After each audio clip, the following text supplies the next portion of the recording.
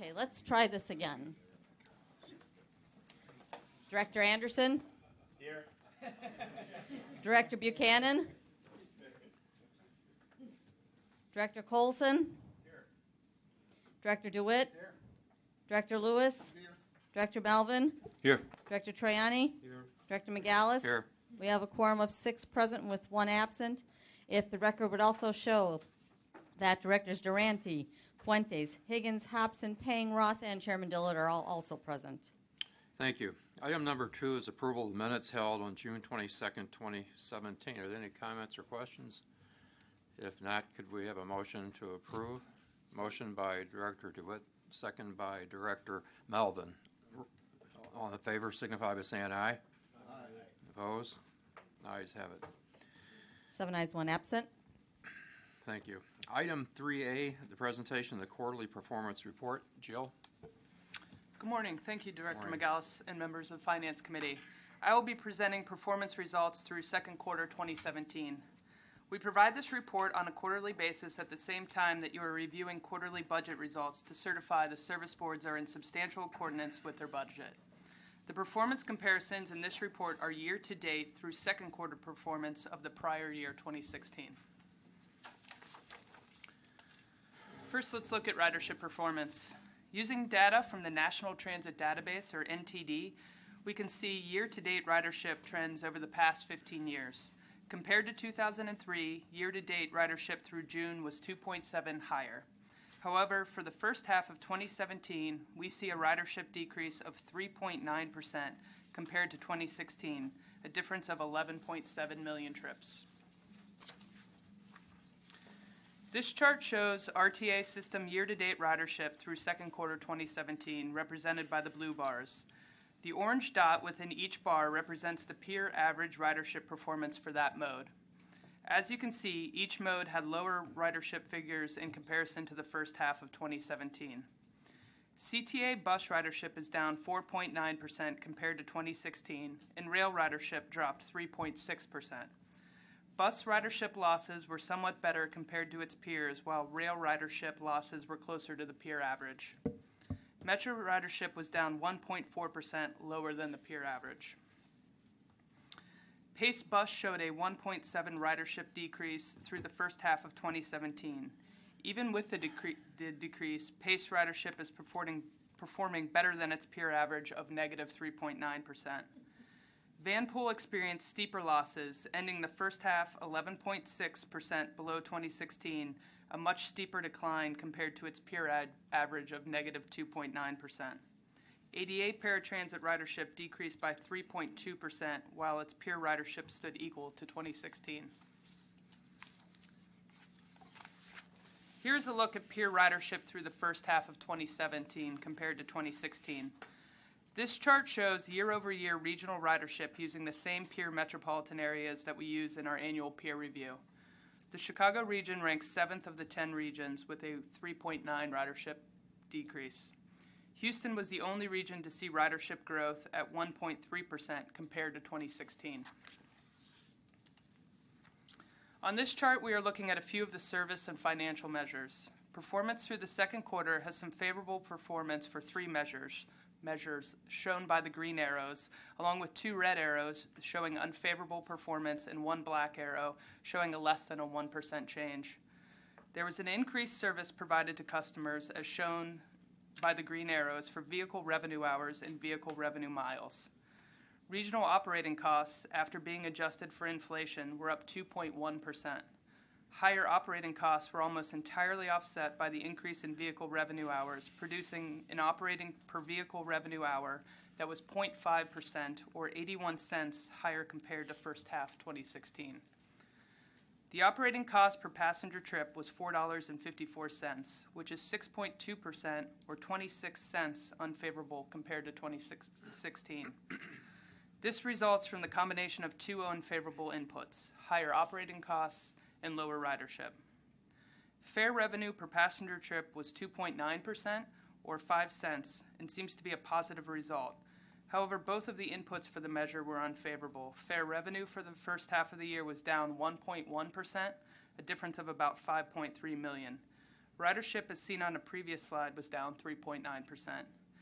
It would be preferable to reach a favorable result without losing ridership and of course, improving revenue. The fare recovery ratio, as shown here, reflects the ratio of fare to operating expense without any credits or exclusions. A recovery ratio of 35.1% is 1.8 percentage points lower compared to the first half of 2016, an unfavorable result. This concludes my presentation, and I'm happy to try to answer any questions. Thank you, Jill. Are there any questions or comments for the board? Yes, Director Hobbs. As far as the decreased ridership goes, has any of the service boards attributed that to particular factors? I know in the past we've had trouble nailing it down. I have my own suspicions, but is there any official decrease attributed or any reason that it's been attributed to? I think the most simple answer to that is no. There is no official cause to that. I think it's a multivariate kind of causation problem. I think that's what we're trying to tackle as much as possible. I think at the end of your meeting we're going to be talking more about the strategic plan. I think those are ways that we can tackle that, but there's no official, this is the absolute cause. Lower gas prices, the state of the economy, things like that all play into the factor. Competitive services like TNCs, the Lyfts and Ubers of the world. So there's all those factors. But there is no official one reason why ridership is decreasing right now. Okay, thank you. Any other questions or comments? If not, we'll move on to item 4A, resolutions certifying the financial results second quarter of 2017. B. Good morning, Mr. Chairman and members of the committee and general board members. So I'm going to start out with the dashboard showing monthly actual to budgeted results, then talk about the certification. Then there's two additional items that will follow. They're all related in a way. The 2017 ordinance amendment, reforecasting funding amounts, and then, of course, moving on to how do we address the more permanent structural changes in funding in the 2018 budget. So actuals to monthly, then 2017, some of the short-term fixes we're going to have to do with revised spending plans, and then structural changes in funding when the service boards produce their actual budget. So kind of keep that in mind as we're talking through this. Joining me today is Eva De Laurentiis. She's one of our principal financial analysts in our budget area. Okay, so to get started today, we review the year-to-date financial results through June 2017. Revenue continues to be impacted by the lower ridership that you just heard about, reduction in state funding for reduced fare programs, and the weakening sales tax growth. Although expenses continue to perform well, it has not been enough to contain costs enough to achieve a favorable net result for the region. So again, all these items are kind of related. So when we talk about the 2017 amendment, while we're going to be talking about revised spending plans, you will see here that they are already implementing many of those cost containment measures, which is why they're all going to be in substantial accordance when we wrap this up. The size of the Chicago area labor force increased by 7,000 in June, while the number of employed individuals in the region increased by 3,600. With the labor force and jobs both growing, the unemployment rate stayed at 4.3% in June, 1/10 of a point below the national rate. When we start looking at ridership, through June, it was 3.1% lower than budget, as shown by the, here, let's go to the ridership chart. Okay, as shown by the, click on the ridership chart because it says orange bars, so there we go. Okay. Ridership has been down each month from prior month, and total ridership is down 3.8% from 2016. When we go back to the summary table, go back to summary table. No, that's okay. Okay. All right. Back to the summary table. Reported ridership shows below budgeted levels. As indicated by the red boxes, Pace Suburban Service ridership was 6.4% unfavorable to budget. 88 paratransit ridership was 4% unfavorable. The Suburban Service and 88 budgets both assumed ridership gains for 2017. But both services have thus far lost ridership on a year-over-year basis, with both Pace and 88 ridership 1.2% lower through June. CTA ridership is also highlighted in red with total ridership 3.2% unfavorable to budget, with both bus and rail ridership down relative to prior year, as you just heard earlier. When we look at operating revenue, it was $12.5 million or 2.2% unfavorable to budget. The shortfall is due to a combination of unfavorable fare revenue and the lower level of reduced fare reimbursement. As you know, it was only put in at 17.5, so a loss of 16.5 million appropriated in the state budget. CTA is most heavily impacted by the reduction in reduced fare funding. While PACE Suburban Service has the largest fare revenue shortfall due to lagging ridership. Both are highlighted in red. ADA paratransit operating revenue was 9.1% unfavorable, also highlighted due to low ridership, delayed state payment and Medicaid reimbursements, which are, I think, over $400,000 or $500,000. But those are Medicaid reimbursements that sometimes come a year or two later. But at some point, you start to recognize it as a loss, just due to accounting principles, and applying those. But at this point, we're still carrying that. And lower reimbursements for RTA certification trips.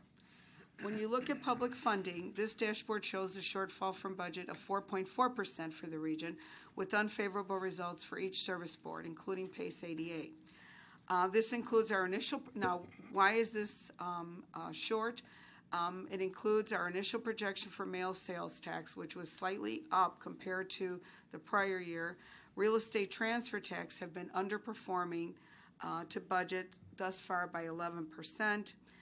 The 2.9% ADA paratransit shortfall is due to the accrual of state ADA paratransit funding and the stopgap budget, which reduced it by $4.7 million for 2017. Only, they were supposed to get $8.5 million. Underperformance of sales tax will be addressed later on when we talk about the 2017 funding amendments. The only bright note is the system-wide operating expenses through June were $23.2 million or 1.7 favorable to budget, with CTA Metro and PACE Suburban Service reporting favorable results. When you look at PACE Suburban Service, it had a 4.6 favorable to budget expense performance, so that's highlighted in light blue, due to savings of $2.4 million in their administration area. PACE ADA had a 3.8% unfavorable to budget expense performance. That's highlighted in red due to unfavorable purchase transportation results. They've also provided the RTA and action plan. If you remember, under our substantial accordance guidance document, what we agreed to do is find a service board, like give them a warning, and find them a preliminary not in substantial accordance finding. Then they have a period of time in which to produce a corrective action plan. So we have received that from PACE, and I'll talk about that in a little bit.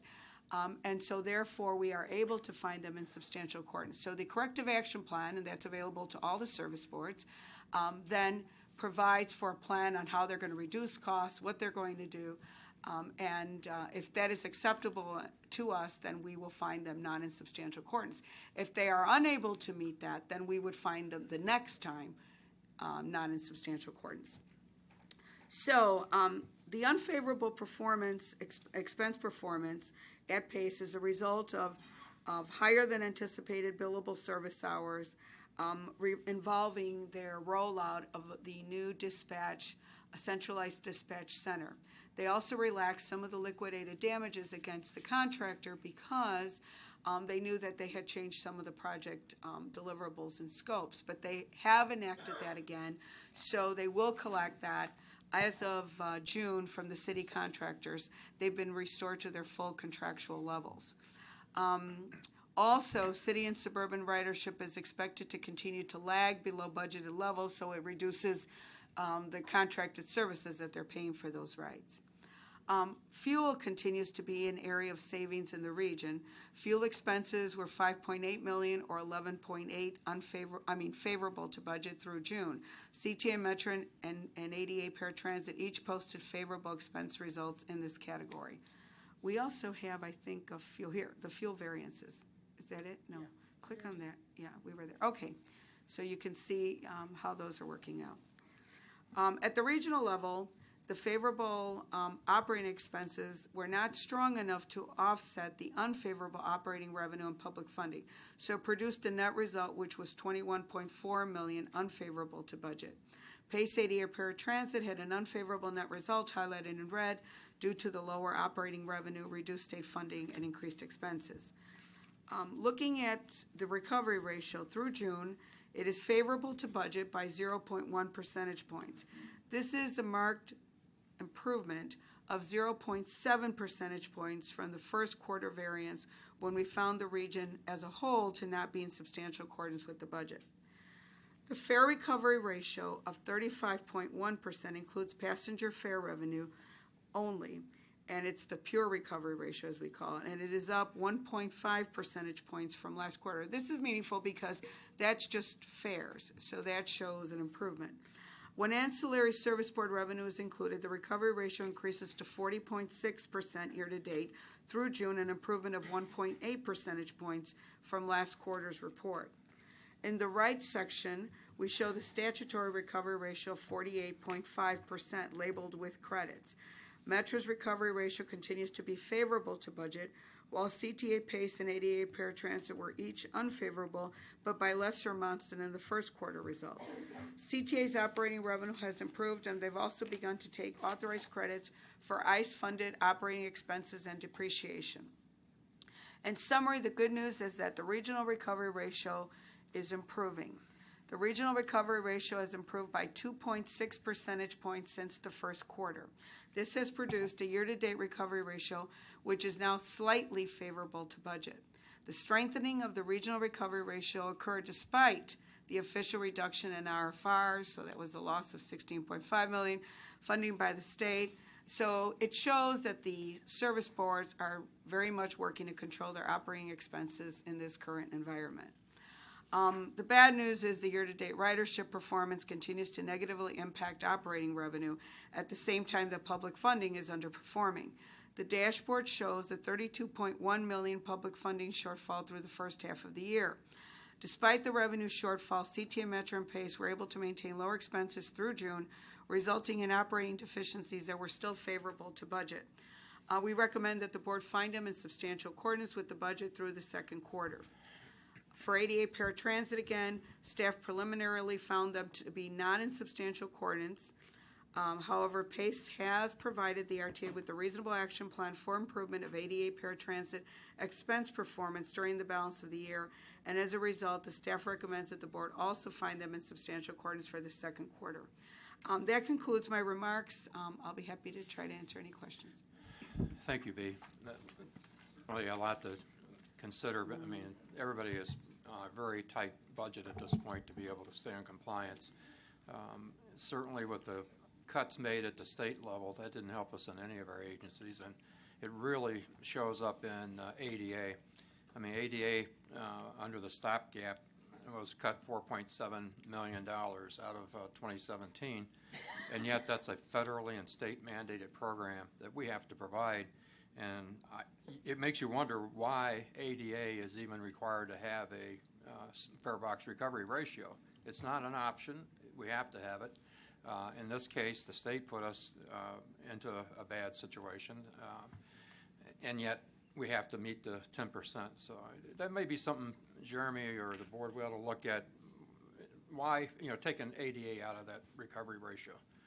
It just doesn't make any sense, being a 100% federal mandated program. The other problem that we had, of course, is just the timing of all this.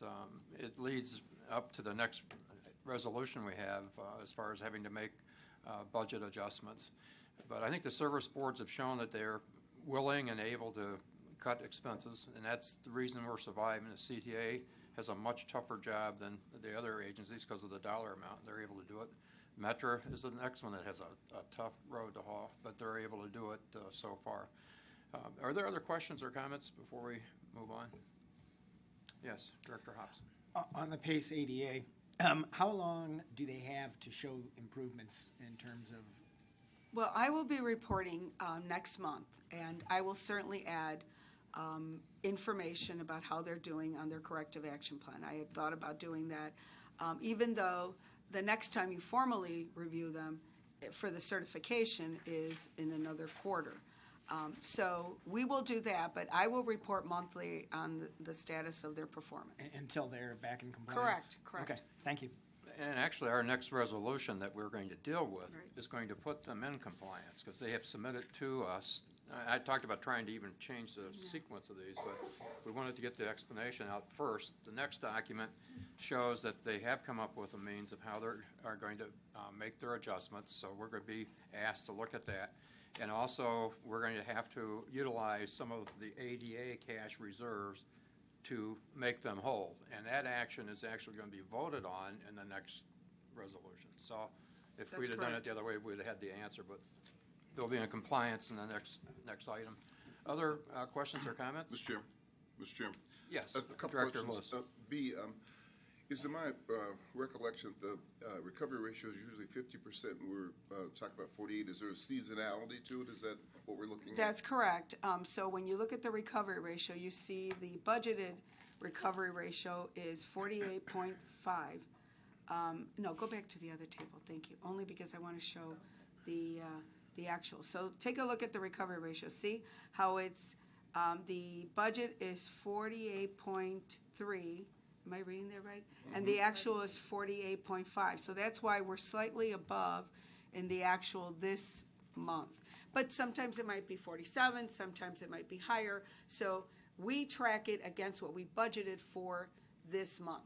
But the mandate, is the mandate not 50%? 50% for the year. For the year. So Correct. we're on trend to Sure. end up at 50% by year end is what you're saying? That's what we're on trend to do. It's very tight, but Right. we are on Okay. trend.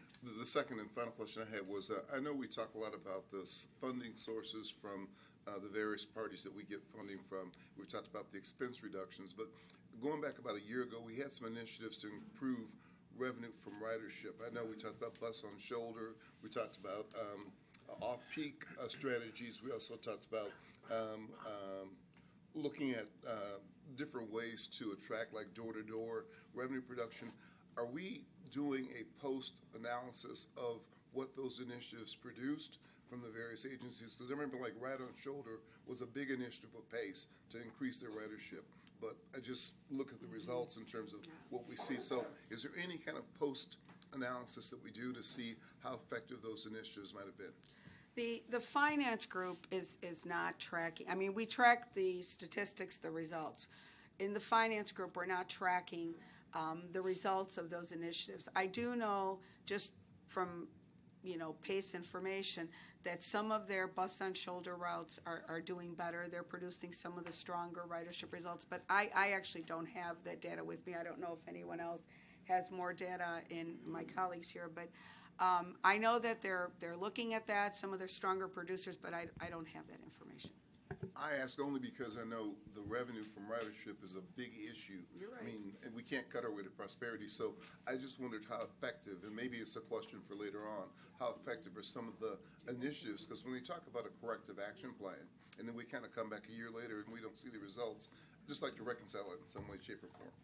I don't disagree. So I might suggest that these types of questions, we'll keep a working list, and when the service boards actually come in and present their budgets to you in a couple of months, they could actually give you, PACE, for example, could give you a sort of a more detailed summary of sort of the trends in that space. I can tell you that the ridership is increasing, but they're added services, and at this point they haven't necessarily cut some of the other services that may be not performing as well. So while there's growth in certain corridors, it hasn't necessarily sort of had that net effect as much as we'd like to see. But we can get more information for you. That'd be helpful, Leanne. I mean, my point is I know we continue to see the ridership numbers go down. I know there's a lot of factors, but I just want to know how effective are some of the solutions in terms of trying to stem the tide. That's all. Thank you. Other comments or questions? So we give them a list of topics that they should cover at the presentations when they come in and do their budgets. It always includes ridership and includes ridership discussions and so forth. And so we will emphasize that more. Yeah. I won't belabor this. I really appreciate if they take what they said they were going to do last year and then measure it against Results. what the impact was. That would be very helpful. Thank you. Okay. Other questions or comments? If not, roll call. Can we get a motion I mean, in I a need a second? motion and a second, I'm sorry. Motion by Tarani, second by Director Lewis. Roll call. Director Anderson? Yes. Director Colson? Yes. Director DeWitt? Yes. Director Lewis? Yes. Director Melvin? Yes. Director Troiani? Yes. Director McGallis? Yes. 7 ayes and 1 absent. Thank you. Next item, 4B, an ordinance adopting the forecasting of 2017 funding allocations. Before we start, I would just like to open this discussion with the fact that we've had a lot of hard work done by Bea and her staff and by Leanne. And also, I had the opportunity to meet with the service board, CFOs, and other staff back in July, looking toward how we're going to achieve the 2017 and 2018 budget adjustments that we're going to have to deal with.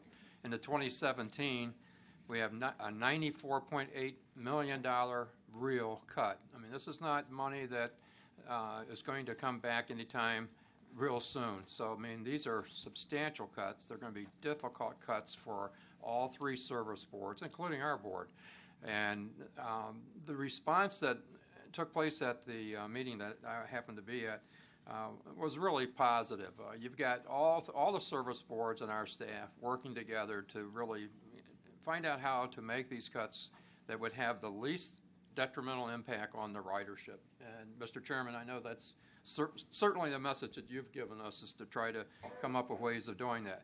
It won't be totally possible in 2018 maybe to achieve that without making some service adjustments, but at least that is the last thing that anybody wants to do. So with that in mind, I would just like to say thanks to everyone, because we do at this point have an understanding and support of the service boards, and our staff is on top of it. And this is going to be difficult, as you will see when B goes through the cuts, how they've been made, and the timeliness of it. Unfortunately, when the state adopts a budget in July, or whenever they finally do, we're confronted with having to do what? It affects, in our case, our current year that we're operating in. So that's the first thing we have to deal with.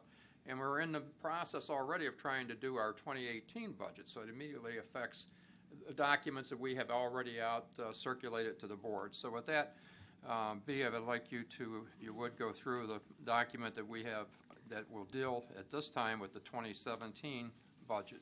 Thank you. So thank you. And I also would like to express my appreciation. I don't think we've spent that much quality time together, Director McGallis, in a long time. Yeah.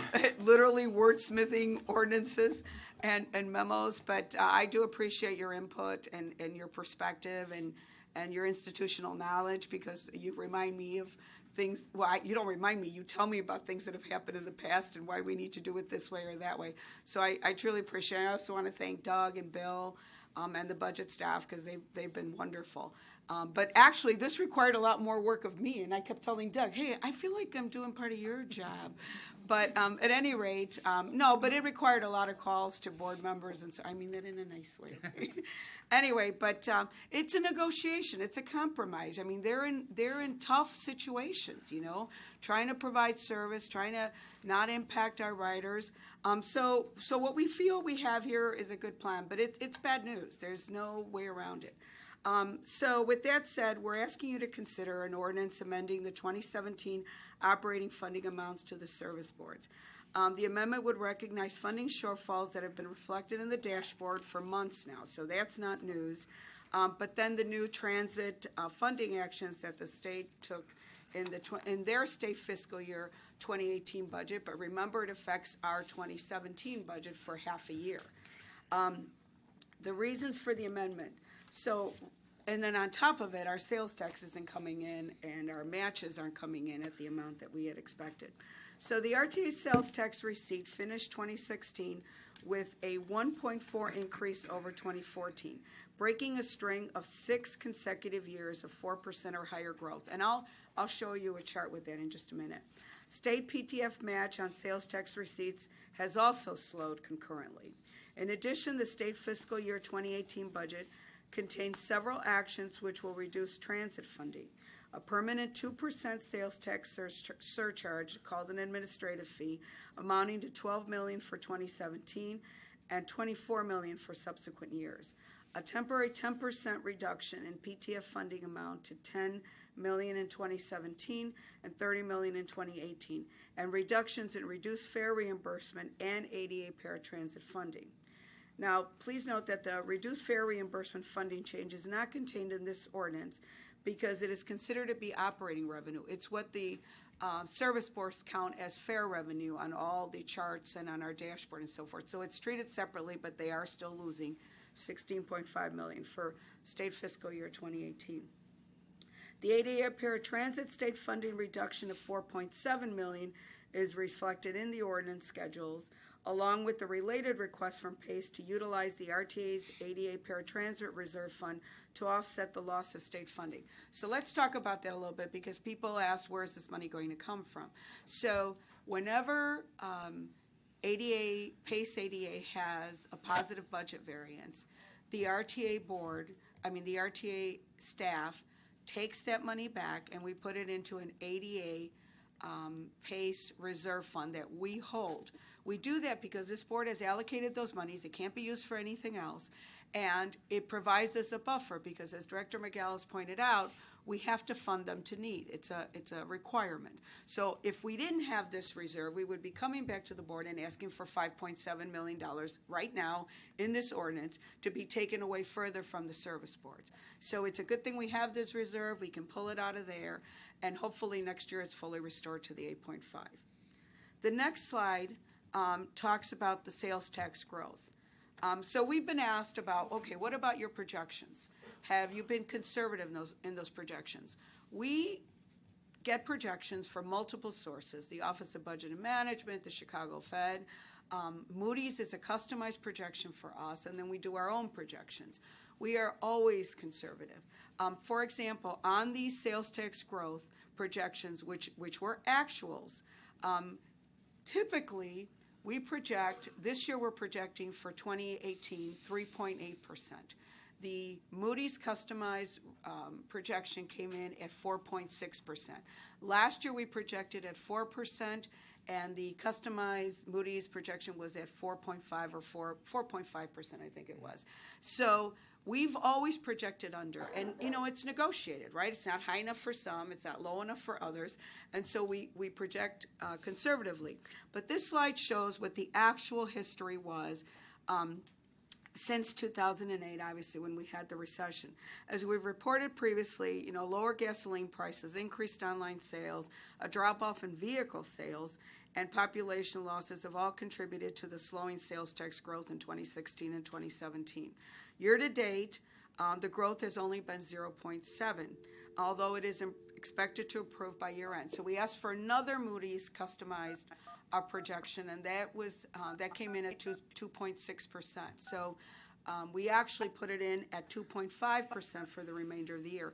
But as you can see, yes, it significantly dropped. The number you have reached dropped in 2016, 2017 after all this period of growth.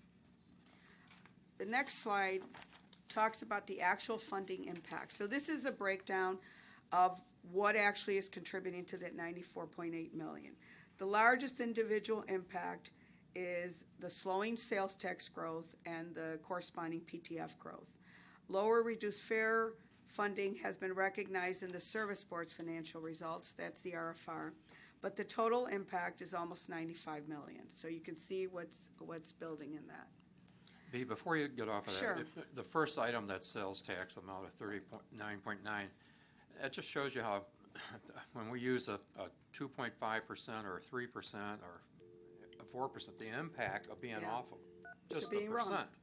I mean, we were at, using 2.5 and it's still going to be 3.9 million short. Yeah. Yes. Amazon and the Amazon effect of online sales. How do you think that impacts us? Are we not collecting, or how does Amazon affect the slower growth in sales taxes? We don't know how much it affects it. We certainly know that's an impact.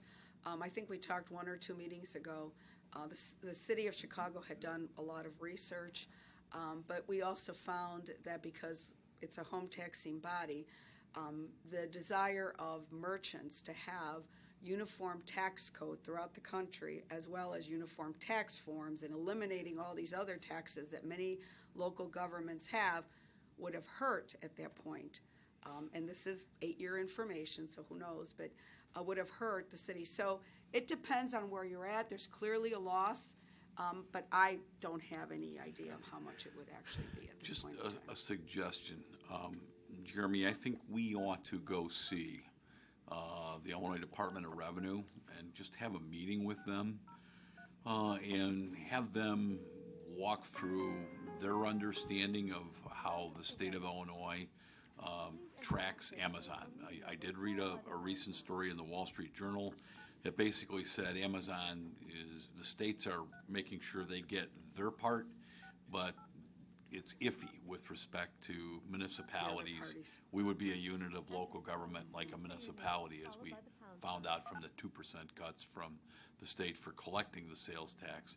But I think we ought to try to get a handle on the Amazon factor that's out there, and whether that has an impact on us, and if that's anything we can tighten up or correct.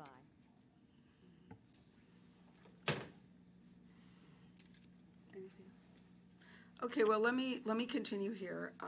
So the next slide, we talk about countering the $4.7 million loss of state funding with ADA paratransit, as well as increased delays in Medicaid reimbursement. Pay staff has requested the board to authorize the use of $5.7 million of funding from the RTA's ADA paratransit reserve. This action is expected to balance the ADA budget, ADA paratransit budget for 2017, while not further impacting operating funding for the service boards. The ADA Paratransit Reserve Fund contains ADA positive budget variances from budget years from 2012 through 2016. And if we do this, then we don't have to retain further revenue from the service board. So that will be part of what you're approving in this ordinance. So let's talk about the changes in the operating funding across the board. So Schedule 1A of the ordinance reflects the 2017 funding changes shown in the table. This is resulting from sales tax growth slowdown and state budget actions. The CTA funding is projected to decrease by $38.9 million or 5%, Metro by $20.9 million or 4.9%, and Pace Suburban Service by $8.1 million or 4.7%. The reason has joined the conference. Hello, Director Buchanan. How you doing? Good. So something to keep in mind when you see these changes, in case anyone's wondering why are some going up more or whatever, it's their funding sources. It's, what percentage they get of sales tax 1, sales tax 2, what percentage they get of PTF, and how that's sourced, and that's why they're different. It's not that anyone's being cut more or less, it's simply where their funding is coming from. ADA Paratransit's 2017 funding would increase by $1 million or 0.6%, reflecting board approval of the funds of the ADA Paratransit to address the $4.7 million state funding loss and the lower Medicaid reimbursements. And the RTA agency budget, as you can see, will share in the funding amendment with a decrease of $2 million in our 2017 budget. Yes. B, were you saying that the percentage that they received wouldn't change from what it was? It's just simply the variable is what percentage they receive from various sources? Correct, that it's the affects sources. that number as opposed to us changing the allocation formula. Correct. There is no changes in this is statutory funding. There is absolutely no change in statutory funding because it's PTF, it's sales tax, and remember the 2% surcharge on the sales tax, so it'll affect some people more or less depending on what they get from that sales tax. There's no statutory changes in the splits. So what are the next steps? After the board adopts these revised funding amounts, the service boards and the RTA agency will be required to develop and submit within 60 days revised 2017 spending plans which conform to the lower funding amounts. So why 60 days? Well, they're in the middle of starting to prepare, well, they have been starting to prepare their 2018 budgets, capital programs. This is a significant cut to these agencies. They requested 60 days. They want to confer with their boards. They want to look at what they can do. They also need time to explore some of these changes. It's pretty significant. So that's why they requested 60 days. That takes us to October. And we will come to the following board meeting, and we will then present what we are calling budget balancing actions. So identifying how they will address these budget gaps. And then from that point on, we will report on the new funding allocations. So when you see the dashboard, you will see the new funding allocations, and then you will see what their spending is against those new funding allocations. So we should be in sync. So that's what we will start doing once we get their revised spending plans. Yes. 60 days seems like a really long time, especially in August. For correcting this, they can't do it in 30? So here's the thing. You saw earlier on the dashboard, they're already correcting it.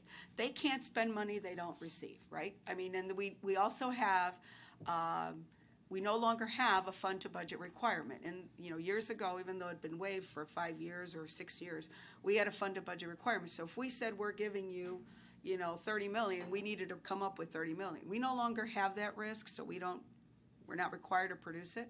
But more importantly, they're already curtailing their expenses and their costs. And you can see that by the fact that they're all in sync. So they know they're not going to get that money. So they will continue to, contain their expenses and curtail their expenses because they know they have to. But yes, they asked for more time, and that's why we agreed to give it to them. Subject to your approval, of course, your authorization. Director Colson? Yeah, we've talked about this before. I got a list a few meetings ago of 9 reduced fare programs that are not mandated by state or federal law. And I add up the savings, it's at least $30 million, it seems to me. And I know it's painful to take away a perk, but the kind of money we're talking about in the crisis that we're in, if the state's only going to pay us half, reimburse us half of what they used to pay us, we ought to consider, or the service boards ought to consider, putting on hold or even eliminating some of these reduced fare programs. And I know it might be even less painful than cutting services. It's something I think the service boards ought to consider. I don't disagree. I think that when you look at they're going to have to come back with 2018 balanced budgets. I think they're going to have to explore everything because this is an interim solution for 2017. But for their 2018 budgets, they have to consider lots of things, and I think they have to explore, many things. But just to use that as an example as to the reason why giving them a little bit more time to think through some of this, even some of those programs could be, at the federal level, could be considered, a change in fares and or service provision, and so they could kick into effect need for public hearings and other public processes, even if they're not formal, to make any of those changes. So again, big changes need a little bit more time for them to not just think through, but even potentially implement. So I mean, that's sort of an example, as one example of areas where they would have to, maybe take a bit more time to sort of look at how any of those impacts might occur and what they might do about those programs. Chairman Dillard. Misery loves company. Jeremy or Leanne, our downstate counterparts, Peoria, the Quad Cities, Champaign-Urbana, they're in somewhat of the same boat we are. Are they not? I just want to make sure. I would say in some circumstances worse, since they're more reliant on state funds. So the cuts that hit some of the downstate properties more significant than ours. Yeah.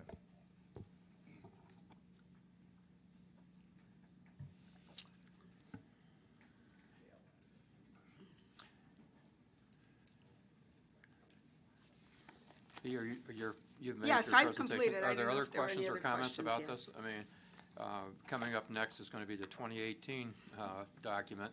And as Bea said, the cuts that they have to make in the 2017 are going to be tough, and they're going to be even tougher when you get to 2018, because if you take out some things that you don't buy in 17, you may have to buy in 2018. So some of these balancing in 2017, items are going to have a major impact on the 2018 budget. Any other questions or comments? Yes, Director Lewis.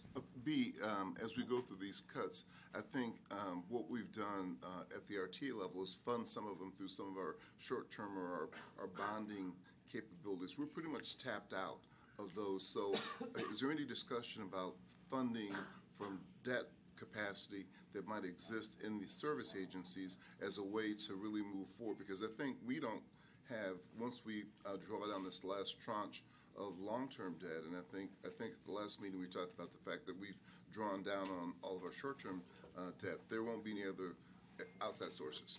So a couple of updates. The short-term borrowing is used exclusively for delays in state funding of PTF or debt service.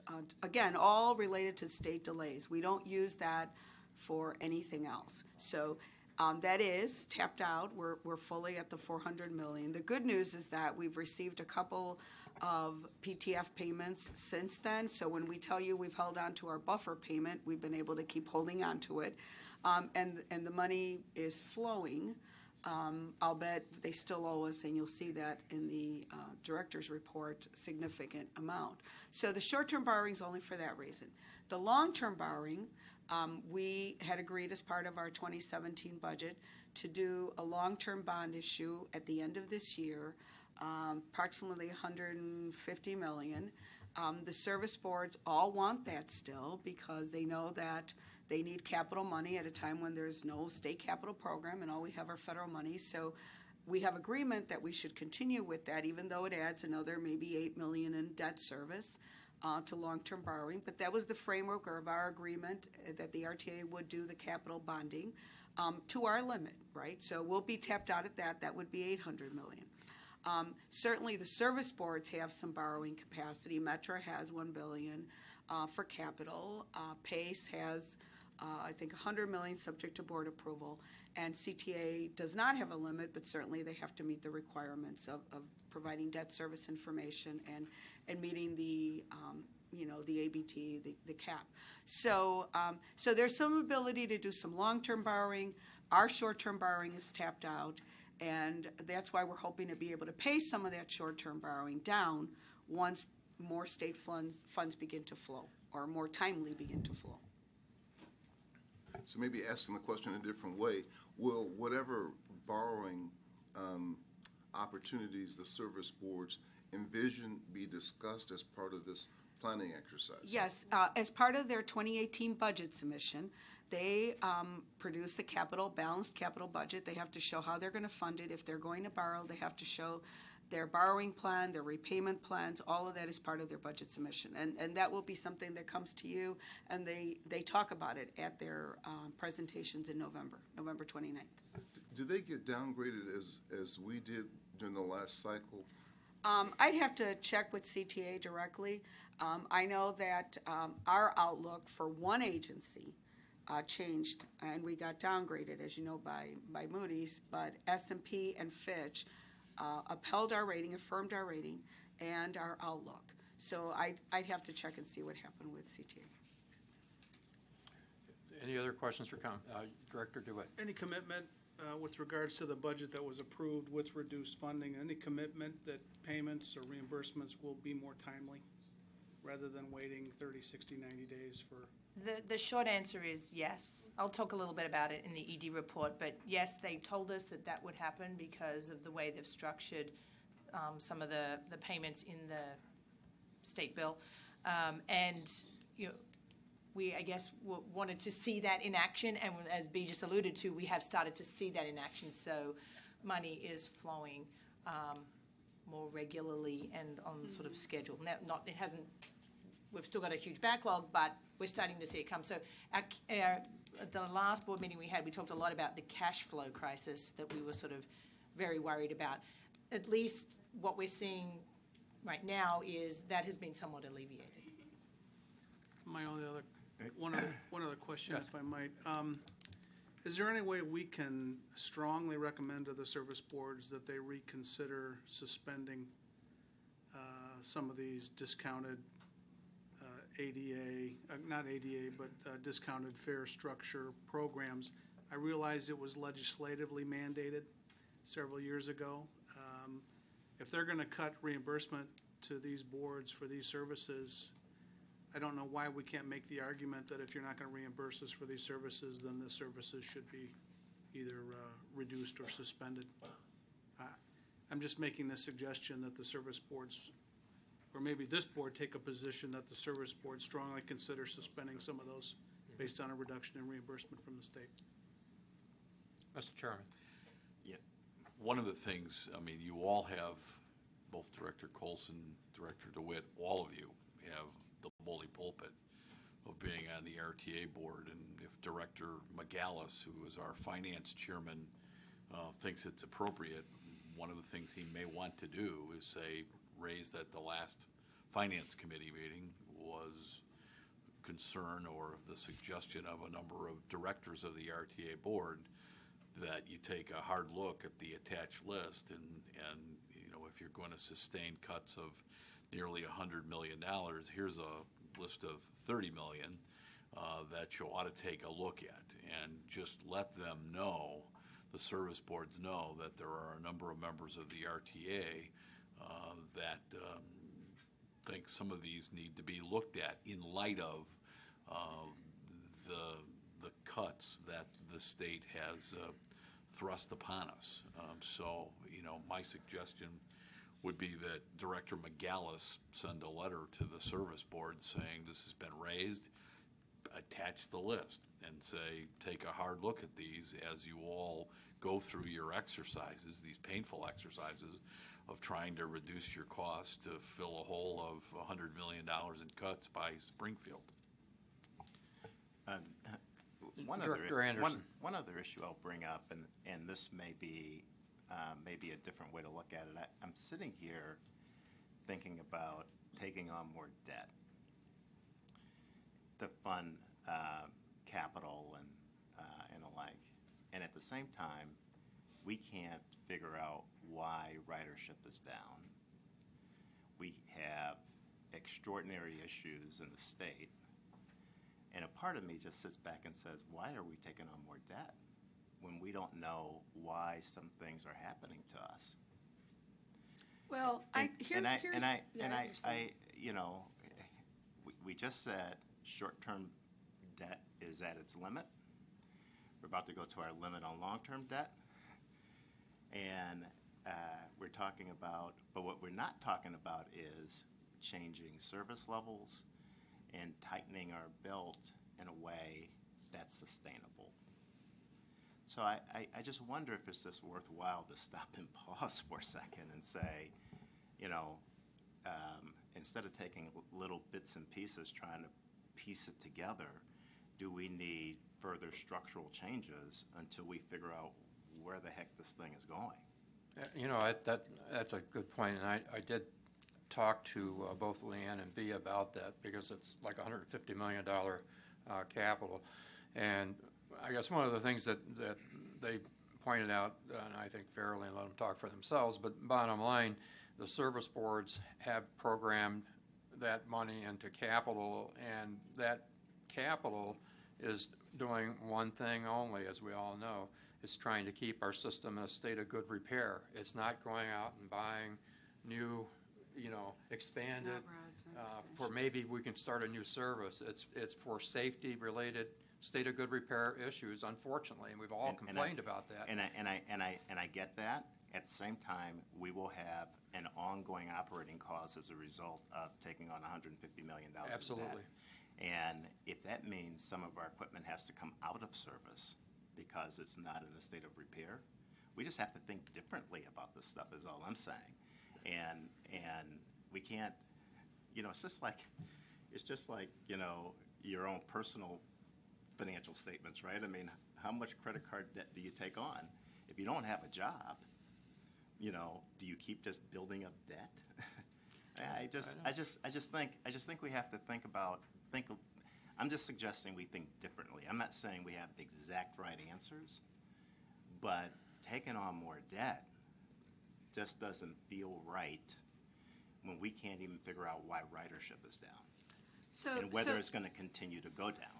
Just a quick comment. I understand what you're saying. As a matter of fact, one of the first things I said to my budget staff is, we are open. If they do not want to do a capital bond program at the end of this year, be ready, because that may certainly come up.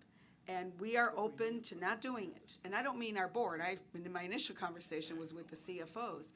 Nobody wanted it stopped because they know they have very limited capital dollars. And as Director McGill's pointed out, they've been programming this money because we've been identifying what we're going to issue. Like, we can't issue again, I think, until 2019 or something like that, when some bonds mature. So we're just issuing what's maturing. But here's the thing, as we pointed out, they've programmed this already for the last few years because you do a 5-year capital program. So if they do not get this money, some capital programs will be stopped. Now, maybe those are ones then, and as you pointed out, none of these are enhancements, system enhancements, or it's just keeping up with what we already own is really what it is. We're open to it. I get all that. I mean, I'm sure there are wonderful reasons why we should do it. I'm not suggesting that. But in the state we're in today, I think some of those decisions have to be put on the table. They're tough decisions. If equipment has to come out of service because it's not safe, it comes out of service until we have a better handle on what direction this is all going to take.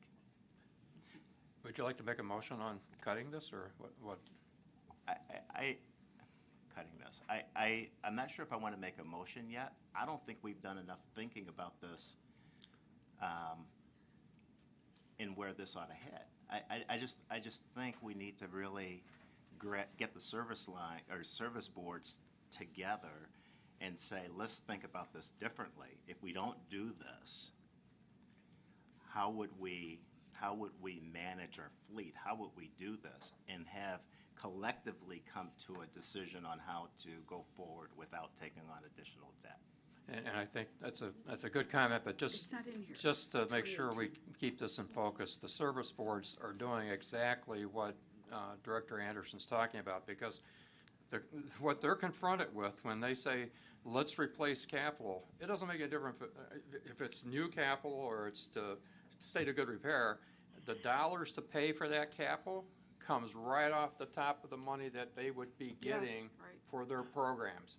So they know. I mean, that money comes right off the top of the CTA, right off of PACE, because they know that they're going to lose that money that's going toward capital. So they make a decision based on the need at that time. They're willing to say, I need the capital more than I need the operating. I'm going to have to cut my budget by that much more money. That's literally where they're at. Right, it funds debt service first, and remember, we have the cash trap with the bond trustee that should we not make a debt service payment, they grab that cash so first. They know. So they know. Yeah, they're aware of that, and they do take that in consideration. And I agree with Director Anderson. My first comment to B was, maybe it's time not to be issuing the debt, but when you really get into it, and look at how that debt is structured and how it's paid and who's in support of doing it, and that they're willing to have to make other adjustments because that capital is that needed. We want them to spend more time on it, but it is part of their review, and because it comes right out of their budget. And so if we say, I'd rather do this make this decision together versus telling them to do it.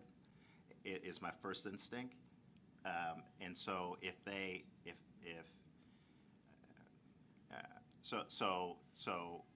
guess that would be my comment. Let's make this decision together. No debt.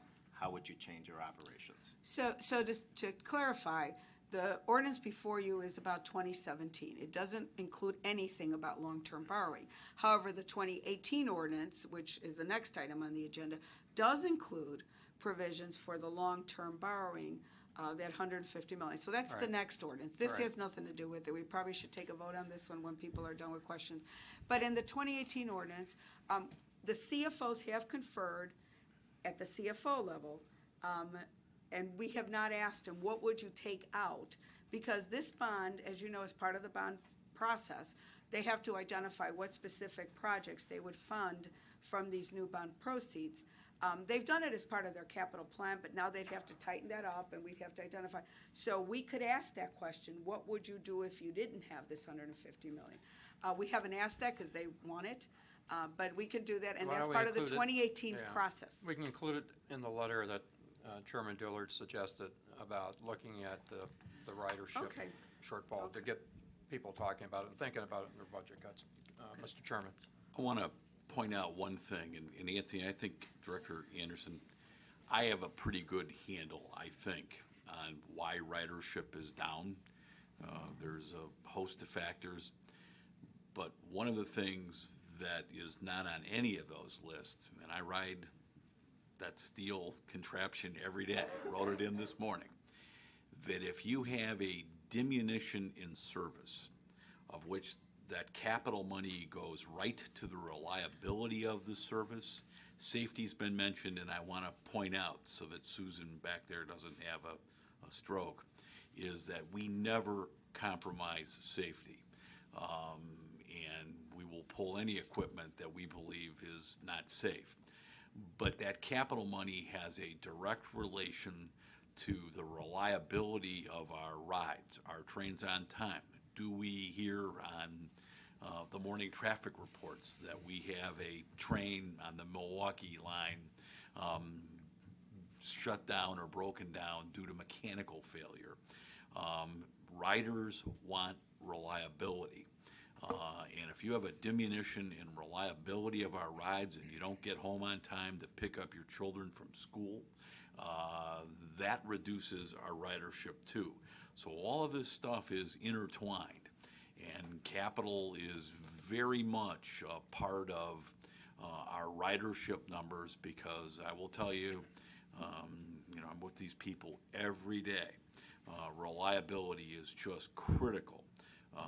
Probably even more critical than fares to the ridership level. And if you have a diminution in service because your equipment is not always reliable, that's going to affect and have a downward push on our ridership numbers too. Stuff's not all simple. Everything is all intertwined like a Rubik's Cube. Thank you. And again, be correct, maybe we should, the $150 million we're going to be talking about in the 2018 budget. the next So this is the time. 2017 at this point, so you can still spend more time on that. And 2017, we're only talking about going to the 400 million. We're at the 400 million already. Right. That's right. Right. Any other questions or comments? Could we have a motion and a second? Come on. Don't be shy. Oh, I can't move. Director Melvin just moved. Okay, a motion by Director Melvin, second by. This is 17 by Director Colson. Thank you. Secretary, call the roll. Director Anderson? Yes. Director Buchanan? Yes. Director Colson? Director DeWitt? Yes. Director Lewis? Yes. Director Melvin? Yes. Director Triani? Yes. Director McGallis? Aye. 8 ayes and no absent. Thank you. Item 4C is an ordinance establishing estimates for amounts available to the service boards for their 2018 through 2020 operating budgets, the required recovery ratio for 2018, and the preliminary 2018 through 2022 capital program funds. So this is the 2018 document that we've spent a little bit of time on the bond issue. B. So the 2018 proposed funding, again, we've talked a lot about it. We worked very collaboratively with the service boards. I want to thank Jeremy Fine from the CTA, Tom Farmer from Metra, and Rocky and Reynaldo from PACE. I mean, it's another example of people working together. As you know, we're coming to you a month ahead of schedule after a number of years when nothing could get approved. So I want to thank them. But presenting it will be our budget manager, Doug Anderson. So, Doug, thank you. Thank you, Bea. Good morning, Chairman McGallis, members of the Finance Committee, and members of the RTA Board. As Bea mentioned, this item addresses the proposed operating and capital funding amounts for the 2018 budget and 5-year capital program. Setting the funding amounts is a critical step in the RTA region's annual budgeting process. The RTA Act establishes September 15th as the date by which the funding amounts for the upcoming year must be adopted. For the third consecutive year, we are poised for early adoption of the funding amounts. The service boards are required by the RTA Act to not exceed the RTA adopted funding amounts in the development of their budgets. The first step in setting the funding amounts is establishing a sales tax forecast, done in collaboration with the service boards. Economic factors must be examined. Our region's employment situation has improved over the past 12 months, with the jobless rate declining to 4.3%, in line with the national rate of 4.4%. However, population loss and an associated retraction in the labor force have driven the improvement rather than job growth. Tourism is a bright spot. 2016 ended with 53.9 million visitors to Chicago, an increase of 2.5% over 2015, a trend which has continued into 2017. Sales tax growth has been slowing, as shown in the presentation on 2017 funding. Our custom sales tax forecasts from Moody's and the Chicago Federal Reserve, however, suggest a rebound in growth as price inflation is expected to set in. And then there are the state budget actions we discussed earlier today, but a notable exception for 2018 is that state ADA paratransit funding was restored to its traditional level of $8.5 million.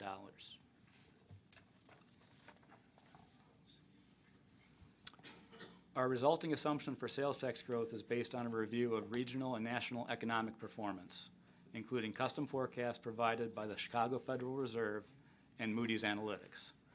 After discussions with the service board CFOs, 3.8% sales tax growth has been assumed for 2018, with lower, stable growth of 3% in 2019 and 2020.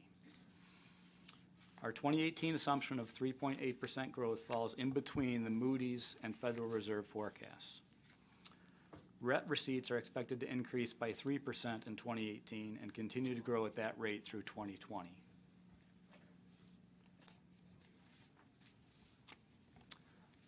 Lots of numbers here. This table shows the amounts of RTA funding proposed for each service board and compares the 2018 funding allocations to 2017 budgeted levels.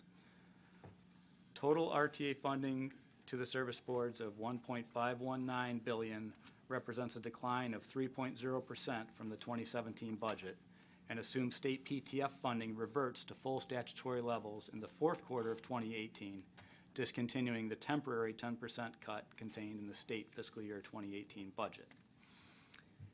In addition to the statutory funding prescribed by the RTA Act, each service board receives some non-statutory funding, adhering to the funding framework established for budget year 2015. CTA's funding is projected to decrease by $32.9 million, or 4.3%, more than the other service boards due to greater impact from the 10% PTF reduction. Metra's funding, which again includes $2.5 million from the Joint Self-Insurance Fund Reserve, is projected to decrease by $14.3 million, or 3.4%. PACE Suburban Service funding is projected to decrease by $5.3 million, or 3.1%, somewhat less than CTA and Metra due to the stabilizing influence of the South Suburban Job Access, or SSJA funding, which is constant at $7.5 million per year. Additionally, PACE has indicated that an RTA funding level of $167.5 million should be sufficient for 2018 ADA paratransit operations. This chart shows the percentage of total operating funding, including RET here, to be received by each service board. CTA 52%, Metra 26.4%, PACE Suburban Service 10.8%, and PACE ADA also at 10.8%. These shares are very similar to the way the funding pie appeared for 2017.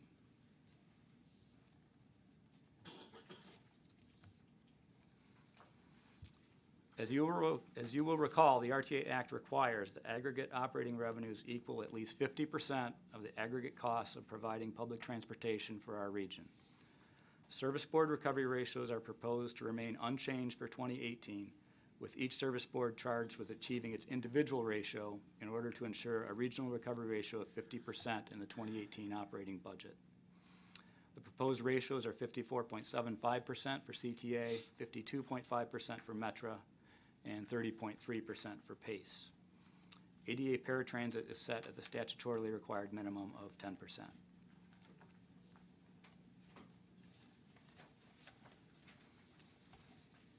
Shifting our view to the capital funding picture, the 2018 capital program includes funding of $980.3 million. The federal formula amount is based on levels established by Congress in 2015 with passage of the FAST Act and adjusted based on the actual 2016 and 2017 federal apportionments.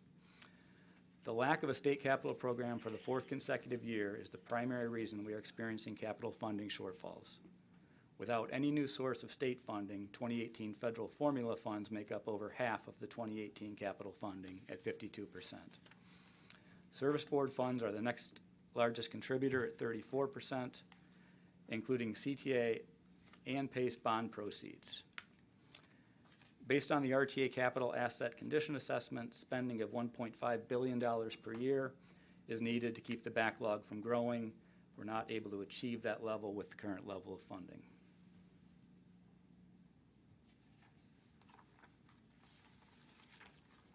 This pie chart shows how the capital funding from all sources is split among the service board. CTA $710 million, or 72.4%. They have a higher share because they do plan to issue bonds in 2018. Metra $208.7 million, or 21.3%, and PACE $61.6 million, or 6.3%. Unlike the operating funds, the capital funding amounts remain preliminary until the budget and capital program is adopted. These amounts will be updated if additional capital funding sources become available.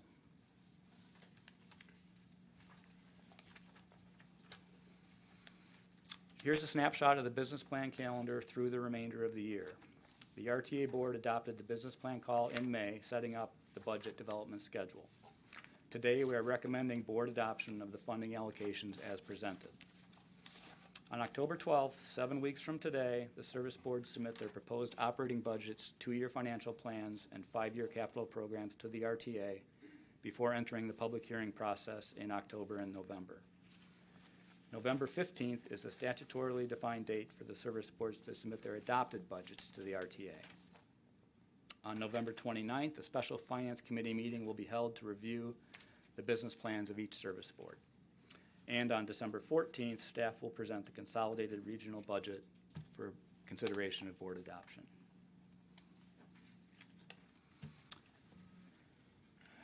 As B said, the RTA and service boards have again worked collaboratively through several rounds of negotiations to reach consensus on funding levels that address the needs of the region and the service boards in a fair and equitable manner, almost 1 month prior to the statutorily required deadline.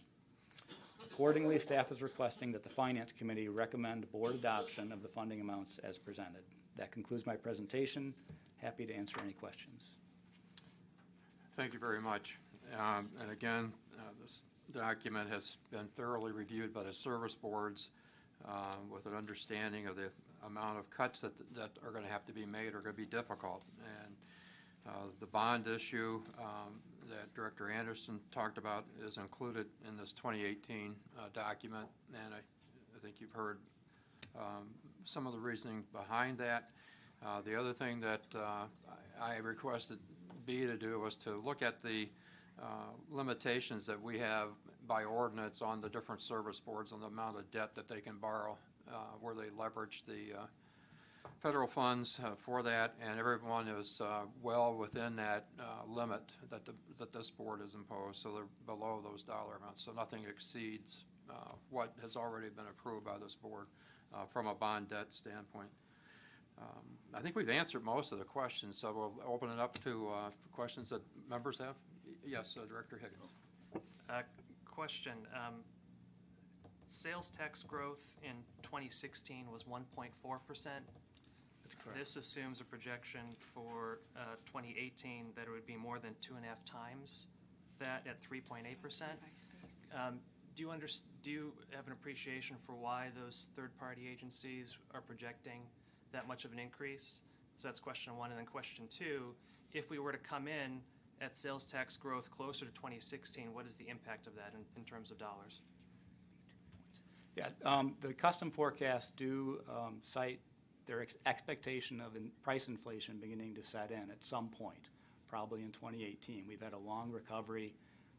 If inflation has been essentially in check the entire recovery, but at some point price inflation will arise, and that will give us some sales tax growth. That is part of their thinking. Also, that 3.8% in 2018 is off of that lower adjusted base for 2017, so it's recognizing the fact that 17 is also coming in low.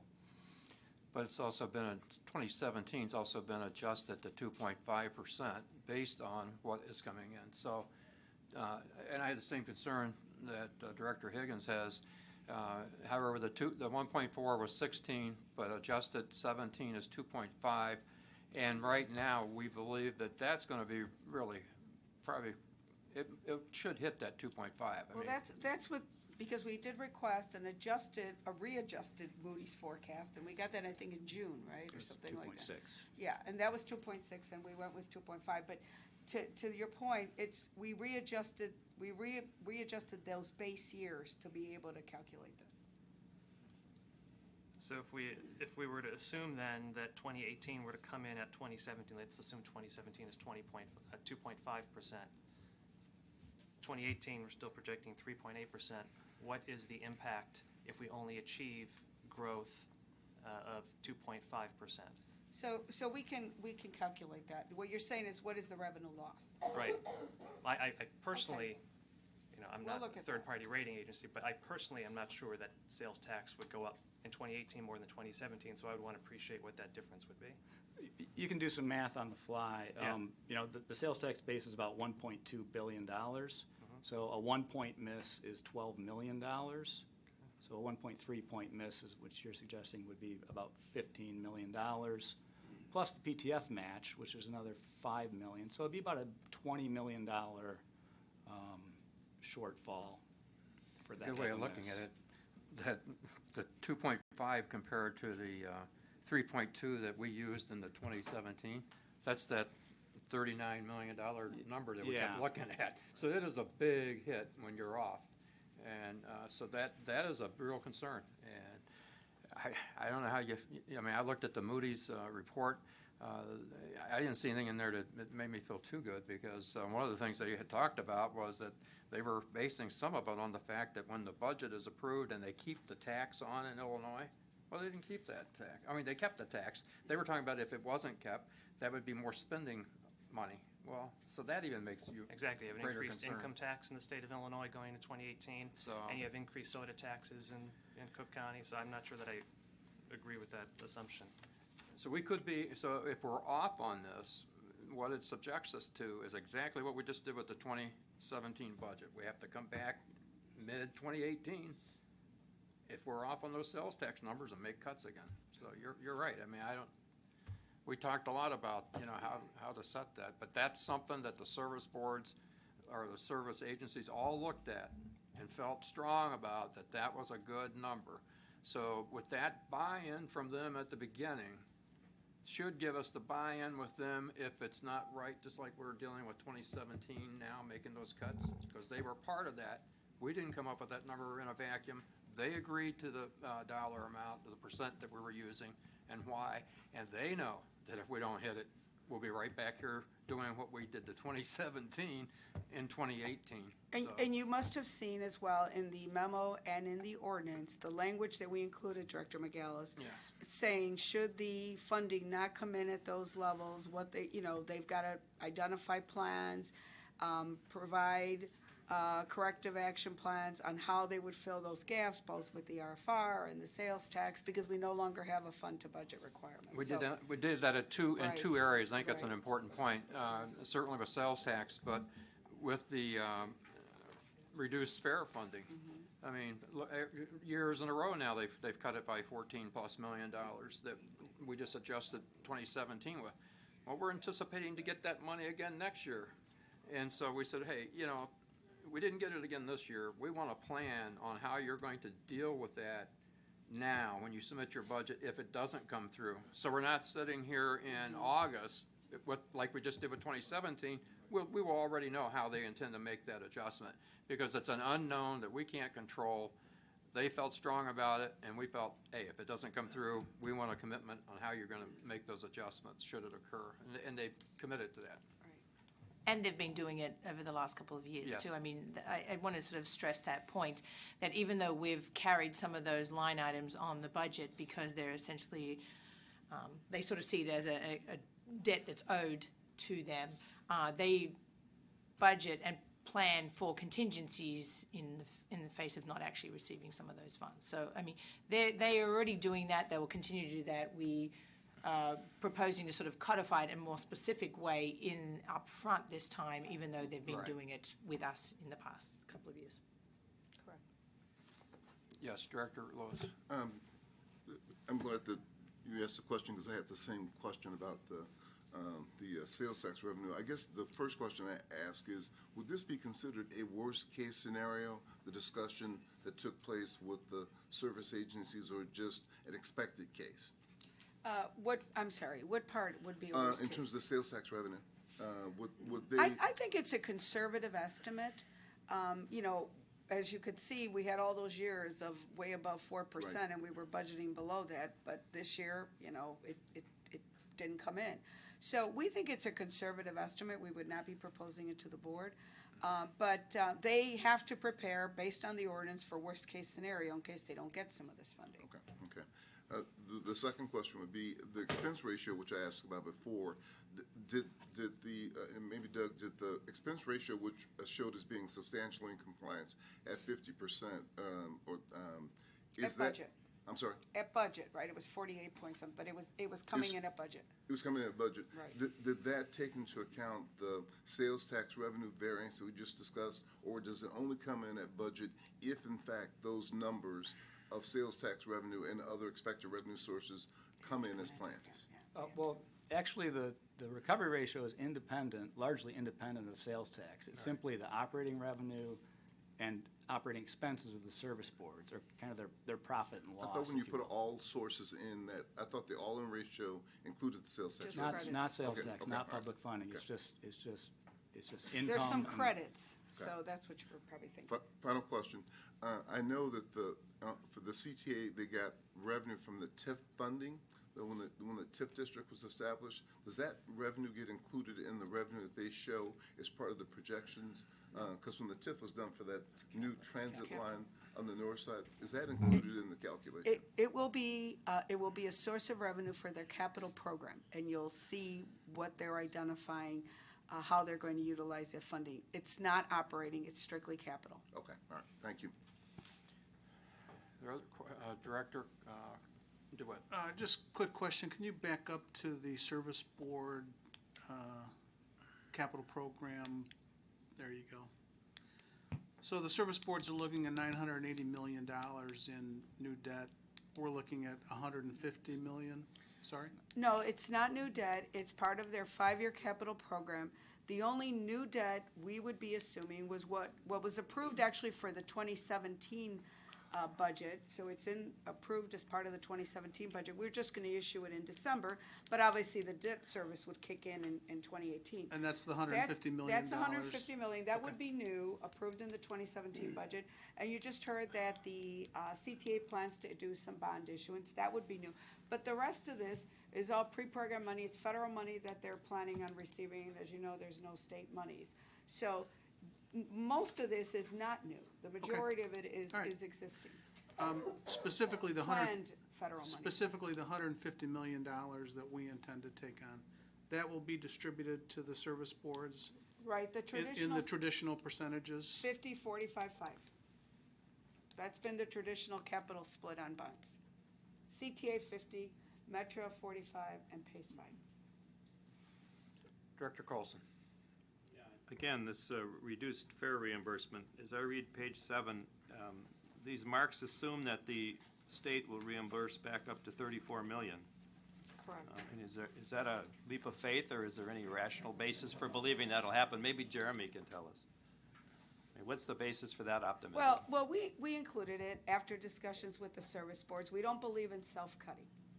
And even though, remember, we started having them accrue it at half the amount in 2017, we could certainly do that for 2018 if we don't think it's coming in.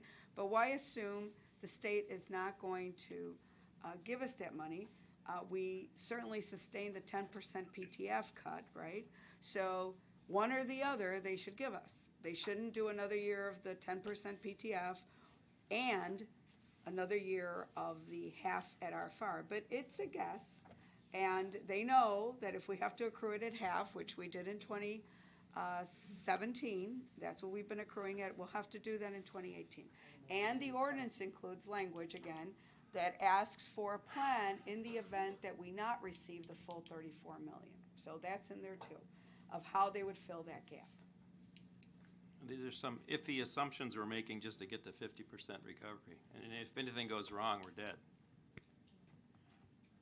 There's also a Gives us discussion about leverage in pursuing. Springfield. Conversation, discussions, and points, and not. I mean, and that's a very detailed conversation that we continue to have with the service boards. That they recognize that some of these reduced fare recovery ratio, reduced fare reimbursement, for example, may not, probably not, but they've said to me, the EDs have even said to me, we don't count on it. We keep it as a line item, as basically a debt, if you will, or an expense that they incur. Keep it on the books. So when you're talking to people, you can say, we actually incurred this expense. It doesn't even come close to meeting half of what the cost of that program is, and they only have ever paid us this much, and now they're only paying us somewhat less. There's also discussion about pursuing a credit for that recovery, for the reduced fare reimbursement, at least that other half. You could argue maybe more, based on the list of mandated free rides or mandated reduced fares. So pursuing, when we talk about other credits, that would be another credit. Since they're not giving us the full 34 million, the service boards very much want to do that. There's discussions underway with their IGA people. So it's really in there to keep it as a discussion document, and that's why we asked that we want specific language on what they are going to do, even though they have it in their mind what they're going to do. We want to see it in writing, and to be honest with you, I think, Director Colson, this ought to be the last year we carry it. If we can't get them to come to the table and fund it like they're supposed to, this will be the second year in a row that we've gone anticipating it, then I think we need to adjust the budget policies in the future and not carry it any longer, especially when they have already found ways of making up for that loss. Other questions or comments? Any other questions or comments? If not, Director Anderson. Are we voting on this today? Yes. Does this assume we've taken out the 150 million? So to clarify, the 150 million was approved for the 2017 budget. So that's already been approved by this board? No, not in this ordinance. Back in December of 2016. But again, we're not stuck to it. We raised it with the CFOs and asked them, look, we understand money's going to be tight. We discussed it internally. But they wanted it in there as part of the plan for capital funding because they've already programmed it. But since we're not going to issue it until, our plan wasn't to issue it until December or maybe January, depending on how the markets are, it might be better to go out in January. That's why the debt service doesn't kick in until 2018. So the debt service would be in this plan? The debt service was for 1 month already in the 2017 budget in case we issued it in early December. And the debt service would begin in full blown in 2018. Director Anderson.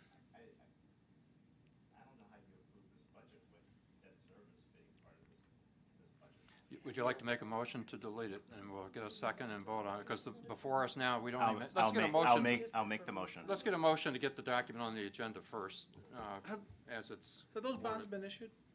No. So that so that offering will come back before this board before it gets. Correct. So and the other thing is that, you're not approving the budget. This is the plan, the funding allocations, which do include 150 million for capital programs at the service boards. Those plans will come before you, their budgets will come before you. So if you wanted to knock out those capital programs at that time, you could still do it. But in fairness to the service boards, I mean, if we're going, if we know now that we're going to do that, why have them? Correct. Why I mean, have they them got a do lot the of work? they got a lot on their plate right now, trying to come up with the kind of cuts they have to come up with. And then if we're going to do that, let me get on the table and let him make his motion. I think and then we can deal with it, and then they'll know up front. I don't know, Mr. Chairman, what are your thoughts? Yeah. Yes. Oh, I'm sorry. Sarah. It's such a balancing act that they're going through to get a budget before us. I feel that that's unfair before we have them in front of us. Even if there has to be some special meetings with you, Ike, and other members of the Finance Committee and the CFOs, that they deserve to be able to explain what they're going through in detail. And we're not doing that today to pull it back before we do that. This is an important part of the process, but we still have a lot of touch points, beginning with our hearing from them and then the public hearings before this is actually final. So it seems premature to do that You'll have without understanding each of those, what that's going to go to, and you're stopping some programs, I would assume, midpoint. Thank you. Mr. Chairman. You'll have lots of other bites at the apple, so to speak, with respect to the new borrowing. And again, if Springfield would come up with any capital plan, that would certainly relieve some of the pressure here. But you either trust, and they are all veterans, Dorval, Don, and TJ. These are veteran, professional transportation folks, and they know their systems well. And but this is not the last time you'll see this. So if you really think this is bad policy, you'll have you'll be sitting at this table with other ways to stop it. And can I just add too, we can certainly, the service boards follow these meetings, they follow the discussion. And so we will certainly ensure that they understand the conversation around the potential of that additional 150 debt that could be issued either late this year or early next year. So that won't be lost in the conversation. It will absolutely be part of the future, the ongoing and the upcoming conversations. And to both Sarah and the Chairman's point, you both get more opportunities to even formally take action. This is really just sort of setting some foundation. This can be part of the foundation that we carry forward to them without formally taking it off the table for them just yet. As Sarah was saying, that Director Pang was saying that, sorry, Both are fine. that,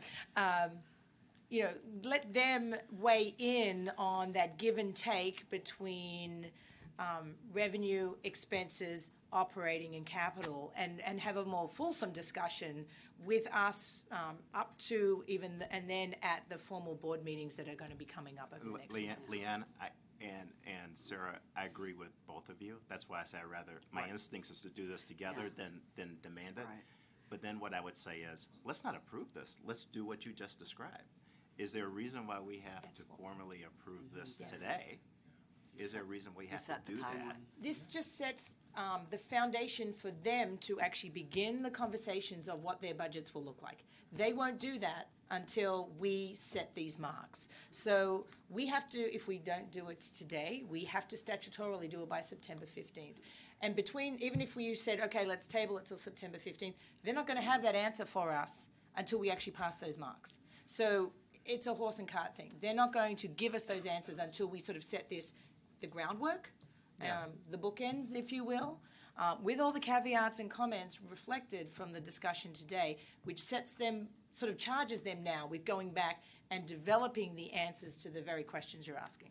Let me just clarify that definitively, okay? I've worked very closely with the CFOs. I can't speak at the AD level. They are definitively behind the issuance of these bonds, which were approved in the 2017 budget. And I even raised it. I said, are you guys still okay with doing this? Yes, we've programmed it. We need the capital money. So the CFOs, you could call them, and they are definitely behind this. That said, I do know it's another, $8 million in debt service. And that's why it was discussed. But nobody was against issuing this. And again, the debt service would be in the 2018 budget, which is And it is our responsibility. If we don't want to do it, we shouldn't put it out there. Director Pang. Yeah, I think one of the things we could do with the letter that was discussed, Director McGill, that it's circulated to the Finance Committee before it goes to the service boards to make sure the language is strong enough about the unfunded mandates consideration and the debt service. And that goes beyond them reviewing what we've said here today, but putting it in writing about how strongly we feel about this balance and the assumptions that have to be made to get to a 2018 budget, but what we want considered. Thank you. Director Melvin. Don't they have the option to go to the markets themselves and borrow the money? I'm sorry. I mean, if $150 million, if we don't do it, don't they have the option of going out to the markets themselves? Certainly the CTA could. Metra can go up to $1 million. Up to $1 million? It's $1 billion, right? $1 billion. Yeah. $1 billion? So, $1 billion. so it just A seems to B. me, it just seems to me that if they're really behind it, they've still got the option. And CTA has included, plans to include their own bond issuance of another, I forget, $288 million. So they will do that on their own, but this is additional money to them. Yeah, and for years, we've argued how we can get a better rate and all that, so. Excuse me about that. I mean, we haven't found that to be true. And the other thing is, we've talked, several of us, that it's somewhat attractive when the service boards do it themselves because they are the operating companies and they've got a better grasp of the operational levers that can control the issues that ultimately affect these bonds. So. To Director Melvin's point, this once we do this additional 150, we have no flexibility there, whereas they still have much more flexibility, particularly with Metro with $1 billion available. Is that right? Yeah, it's $1 billion.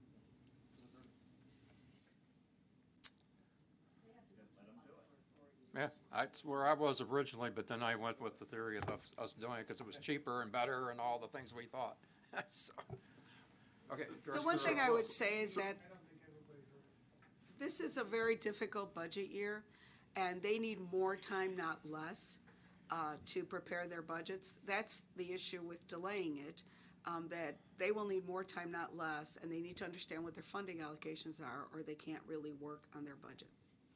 So I was just going to say, to Tony's point, or Director Anderson's point, it just seems like formalizing our concerns in some way, shape, or form. I agree that the budget must be passed, but I kind of like the idea of having something in what we're approving that states definitively what our concerns are and what they revolve around so that it's a matter of record. I know that there'll be conversation. I know they read these reports, but I feel better if we actually categorically said it in our approval. So subject to X, Y, and Z. Something of that order. That's what I'm suggesting. So, Director Lewis, you want it in Director McAllis's letter that talks about Director Colson's list of reduced and free rides. So put it in there. And in this motion. He wants to put it in there. He wants to amend so the motion would read to address the issue. So. And I'm indifferent as to whether or not you reference the letter or if you put it in the motion, but the motion would be connected to the concerns so that there's the definitive record. So I leave it up to your good judgment as to what is the most effective way to do it. One of the thing, I want to make sure everybody heard our General Counsel, Nadine Lacombe's comments that she believed that while Metra had $1 billion of bonding authority, they still have to come back to us for the approval to do that. But CTA does not. And CTA does not.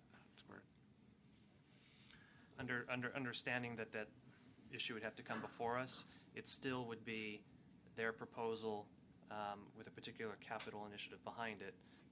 The RTA would no longer have flexibility, as I understand it, to have its own capital proposals, whether it's to develop, another sophisticated web app or whatever it is to try to address some of the long-term concerns with ridership to the extent we can at this body, create what that program would look like. Is that right?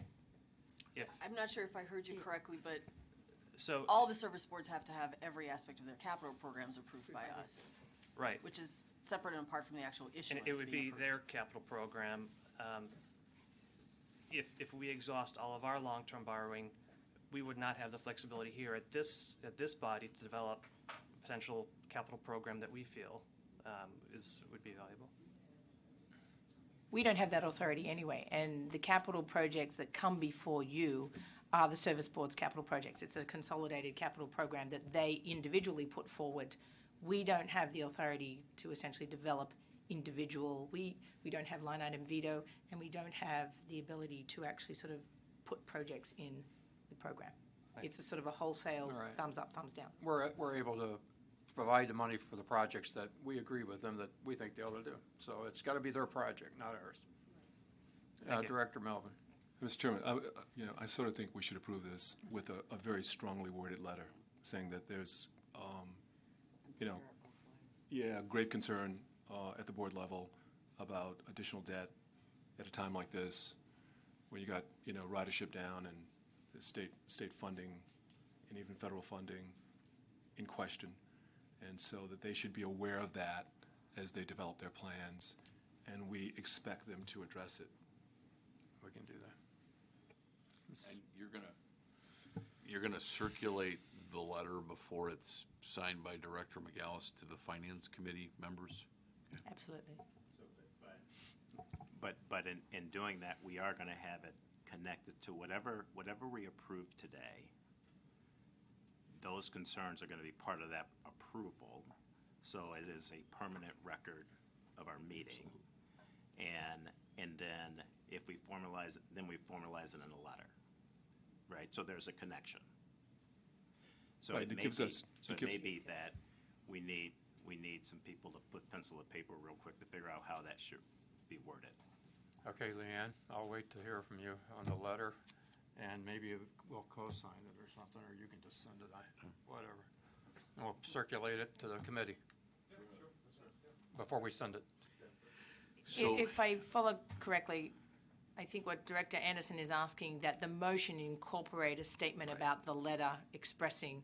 So it's to amend the motion to not just approve the ordinance, but to direct us to do the letter. So that motion actually captures that direction to us formally, so we will do it.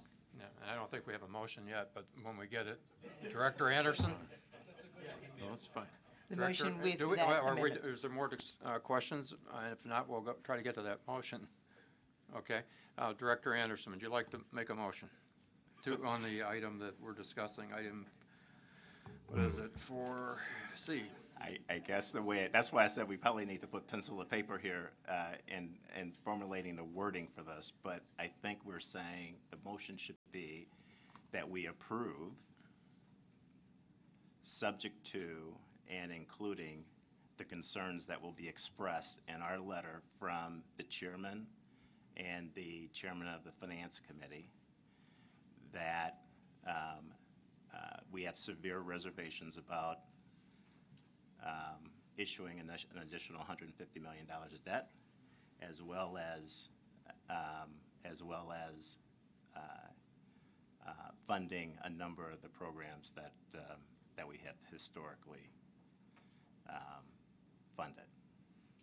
Director Anderson? Something like that. If somebody could put, would should make that a little more articulate.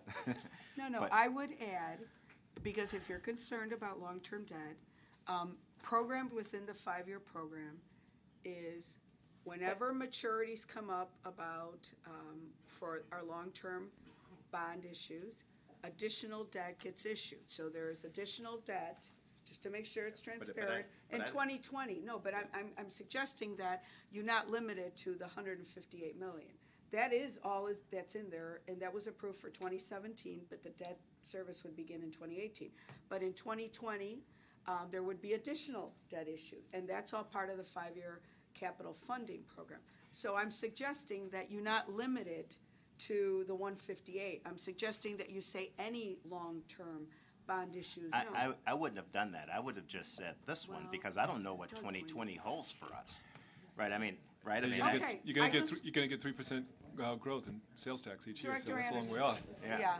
Director Anderson, my point in bringing it up is that I didn't want you to think it was only the 158. I wanted you to know that there is Doug pointed it out just now, and there is additional long-term issuance. Okay. So if your concern is that, I wanted to make sure you were So aware that it isn't the only one.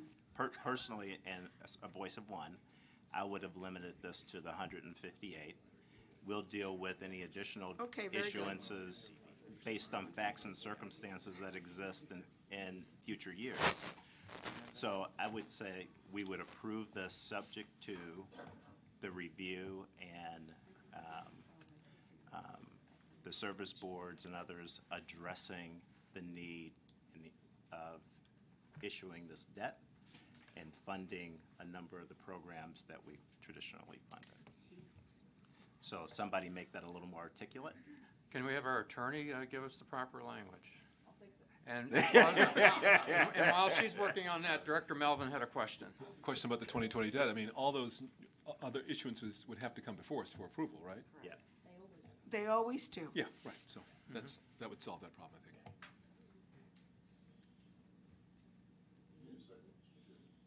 I think she's trying to. And she is fixing it. I'm ready on the fly. I think we're going to amend, I don't have the actual ordinance in front of me, but we'll amend the first paragraph. It's on that little packet, that little piece. We'll amend the first paragraph of the ordinance to state.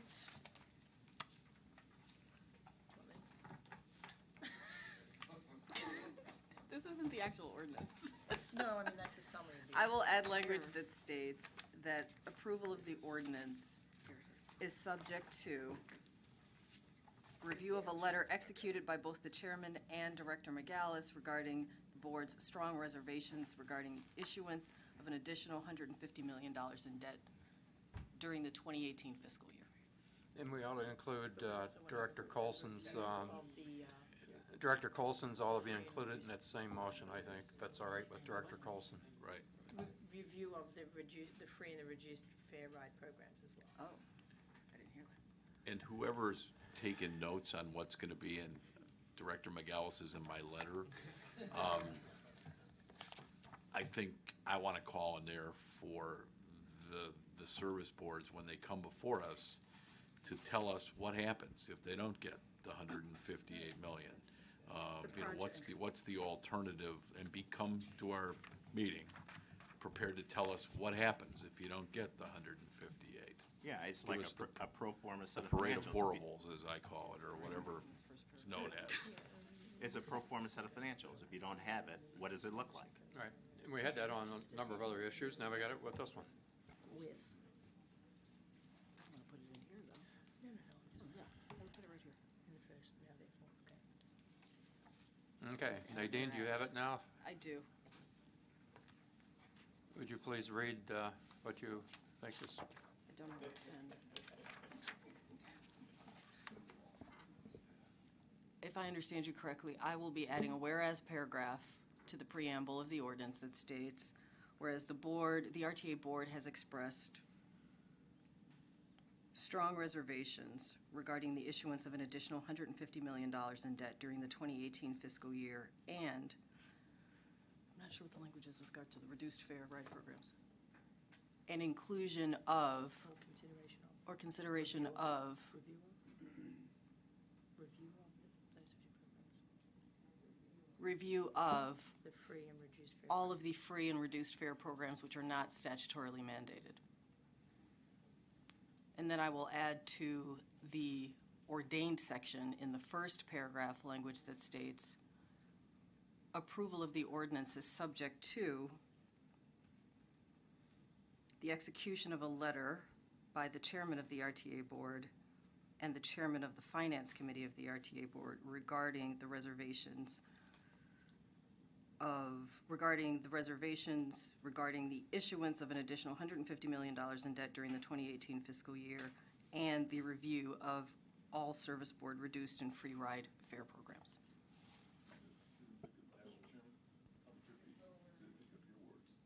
Pardon? Director Lewis. Did that reflect the words that you had in terms of your caveat? You mean to have them come and present what happens if they don't get the 158?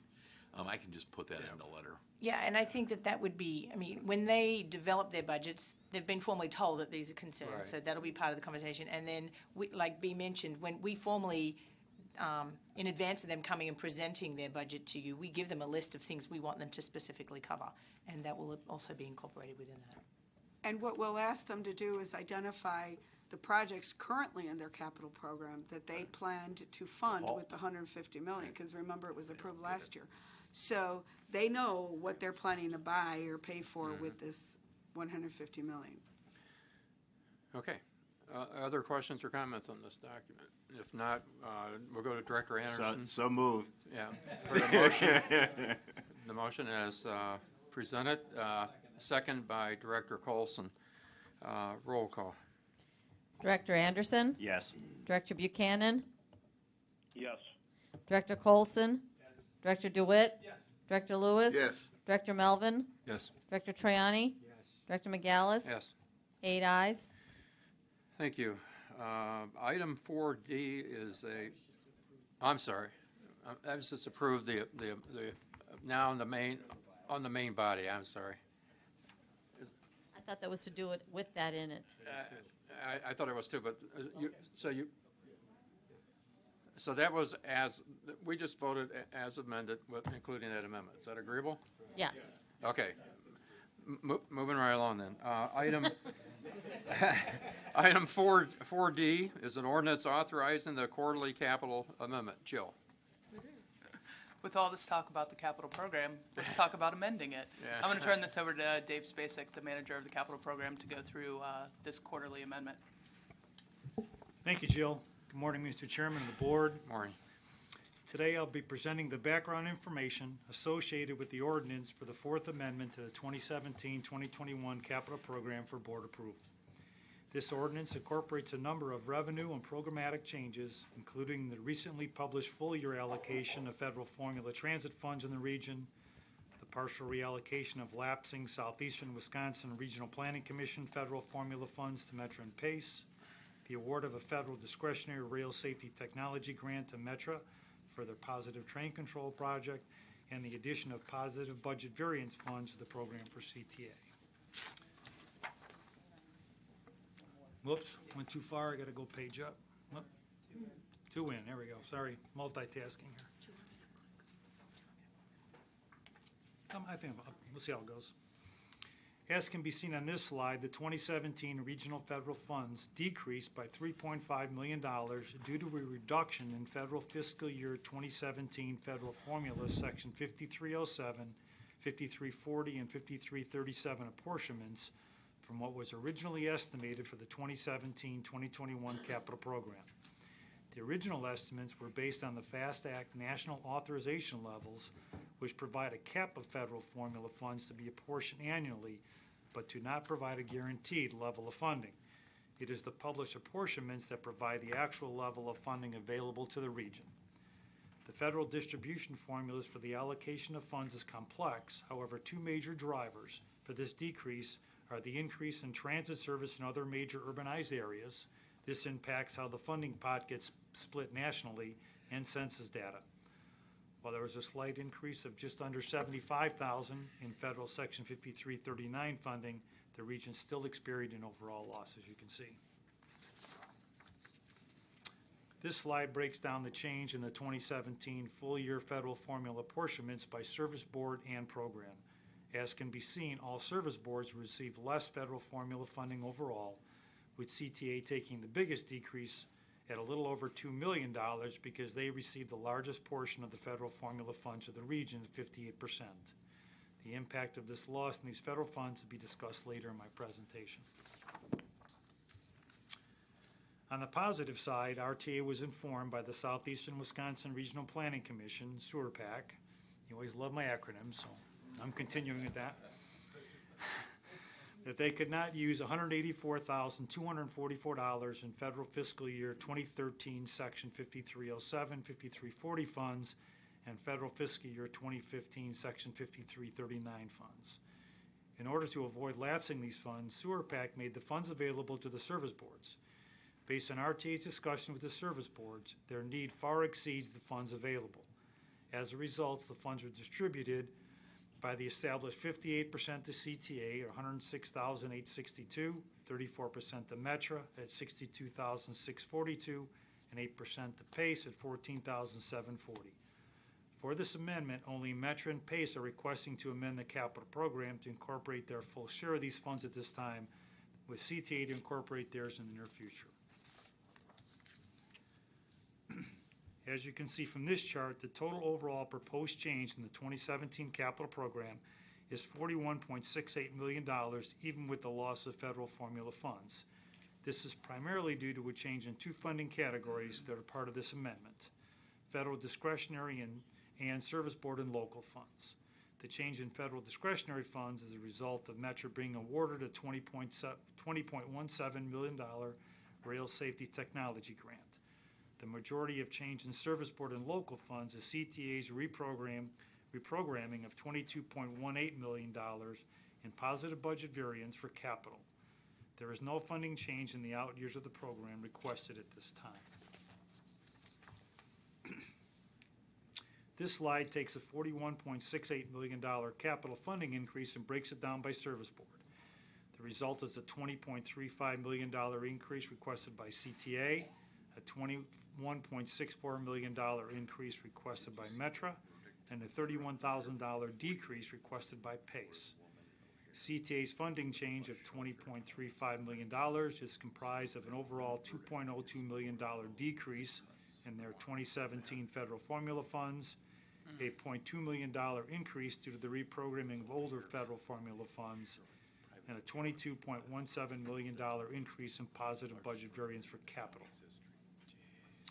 Metra's funding change of $21.64 million is comprised of a $1.17 million reduction in their 2017 federal formula funds, $20.17 million increase from a federal discretionary rail safety technology grant for their positive train control, a $2.28 million increase in reprogrammed service board funds to match the federal rail safety technology grant, a $300,000 increase from a Cook County Department of Transportation grant, and a $62,642 increase from the reallocation of the lapsing sewer PAC funds.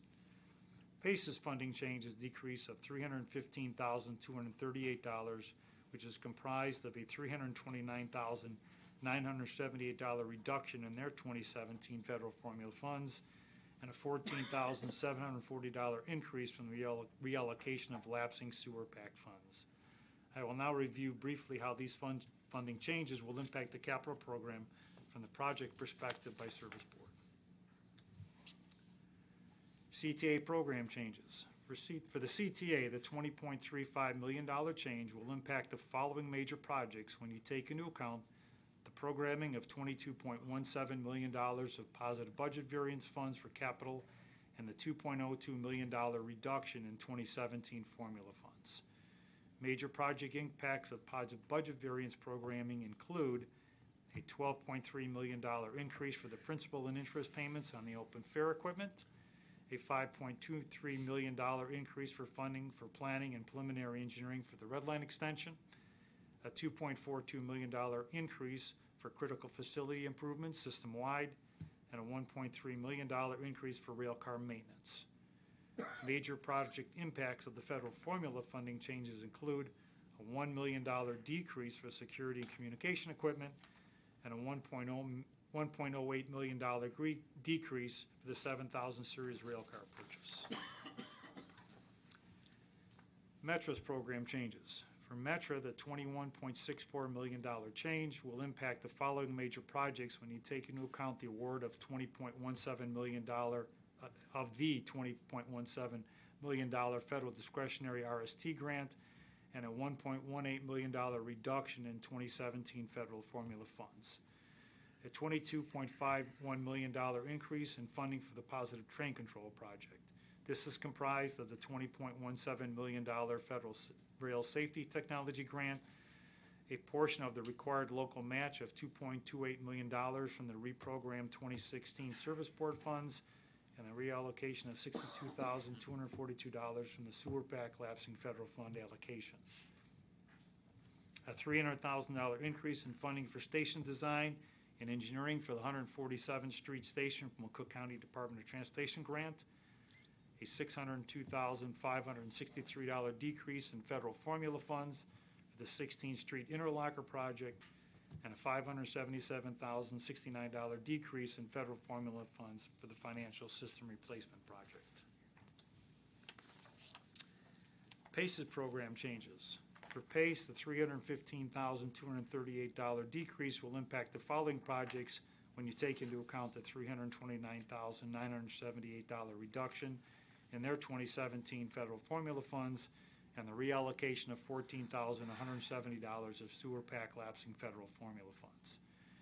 They'll experience a $340,000 decrease in 2017 5307, 5340 federal funds for the purchase of fixed route buses, a $14,740 increase in the reallocation of sewer PAC lapsing funds for maintenance equipment, and a $9,078 increase in 2017 Section 5339 federal forms for the purchase of a call and ride vehicles.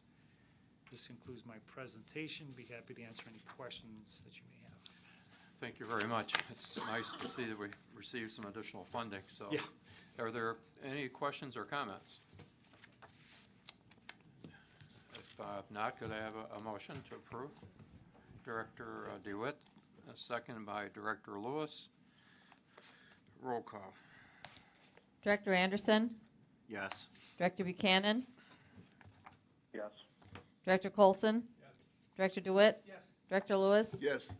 Director Melvin? Yes. Director Troiani? Yes. Director McGallis? Aye. 8 ayes. Thank you. I think that concludes the business before the committee. I'd just like to point out that present today is a person in the audience, Mr. Armstrong. Both he and his wife attend these meetings faithfully every month, and most recently they attended a CMAC meeting up in Lake County. The topic was doing more with less for 2050, and our prior chairman, Chairman Gates, was the presenter, one of the presenters, and he did a great job. So anyway, it's nice to see you again. Is there any other further business by anybody to come before the committee? If not, motion to adjourn. Motion by Director Trani, second by Director Melvin. All in favor, signify by saying aye. Aye. Opposed? Ayes have it. Thank you very much. Thank you. We are going to take about a 5-minute break, and one of the reasons we want to do that, Nadine, is if you want to maybe quickly type your changes for real so that the ordinance that we have before us for the real meeting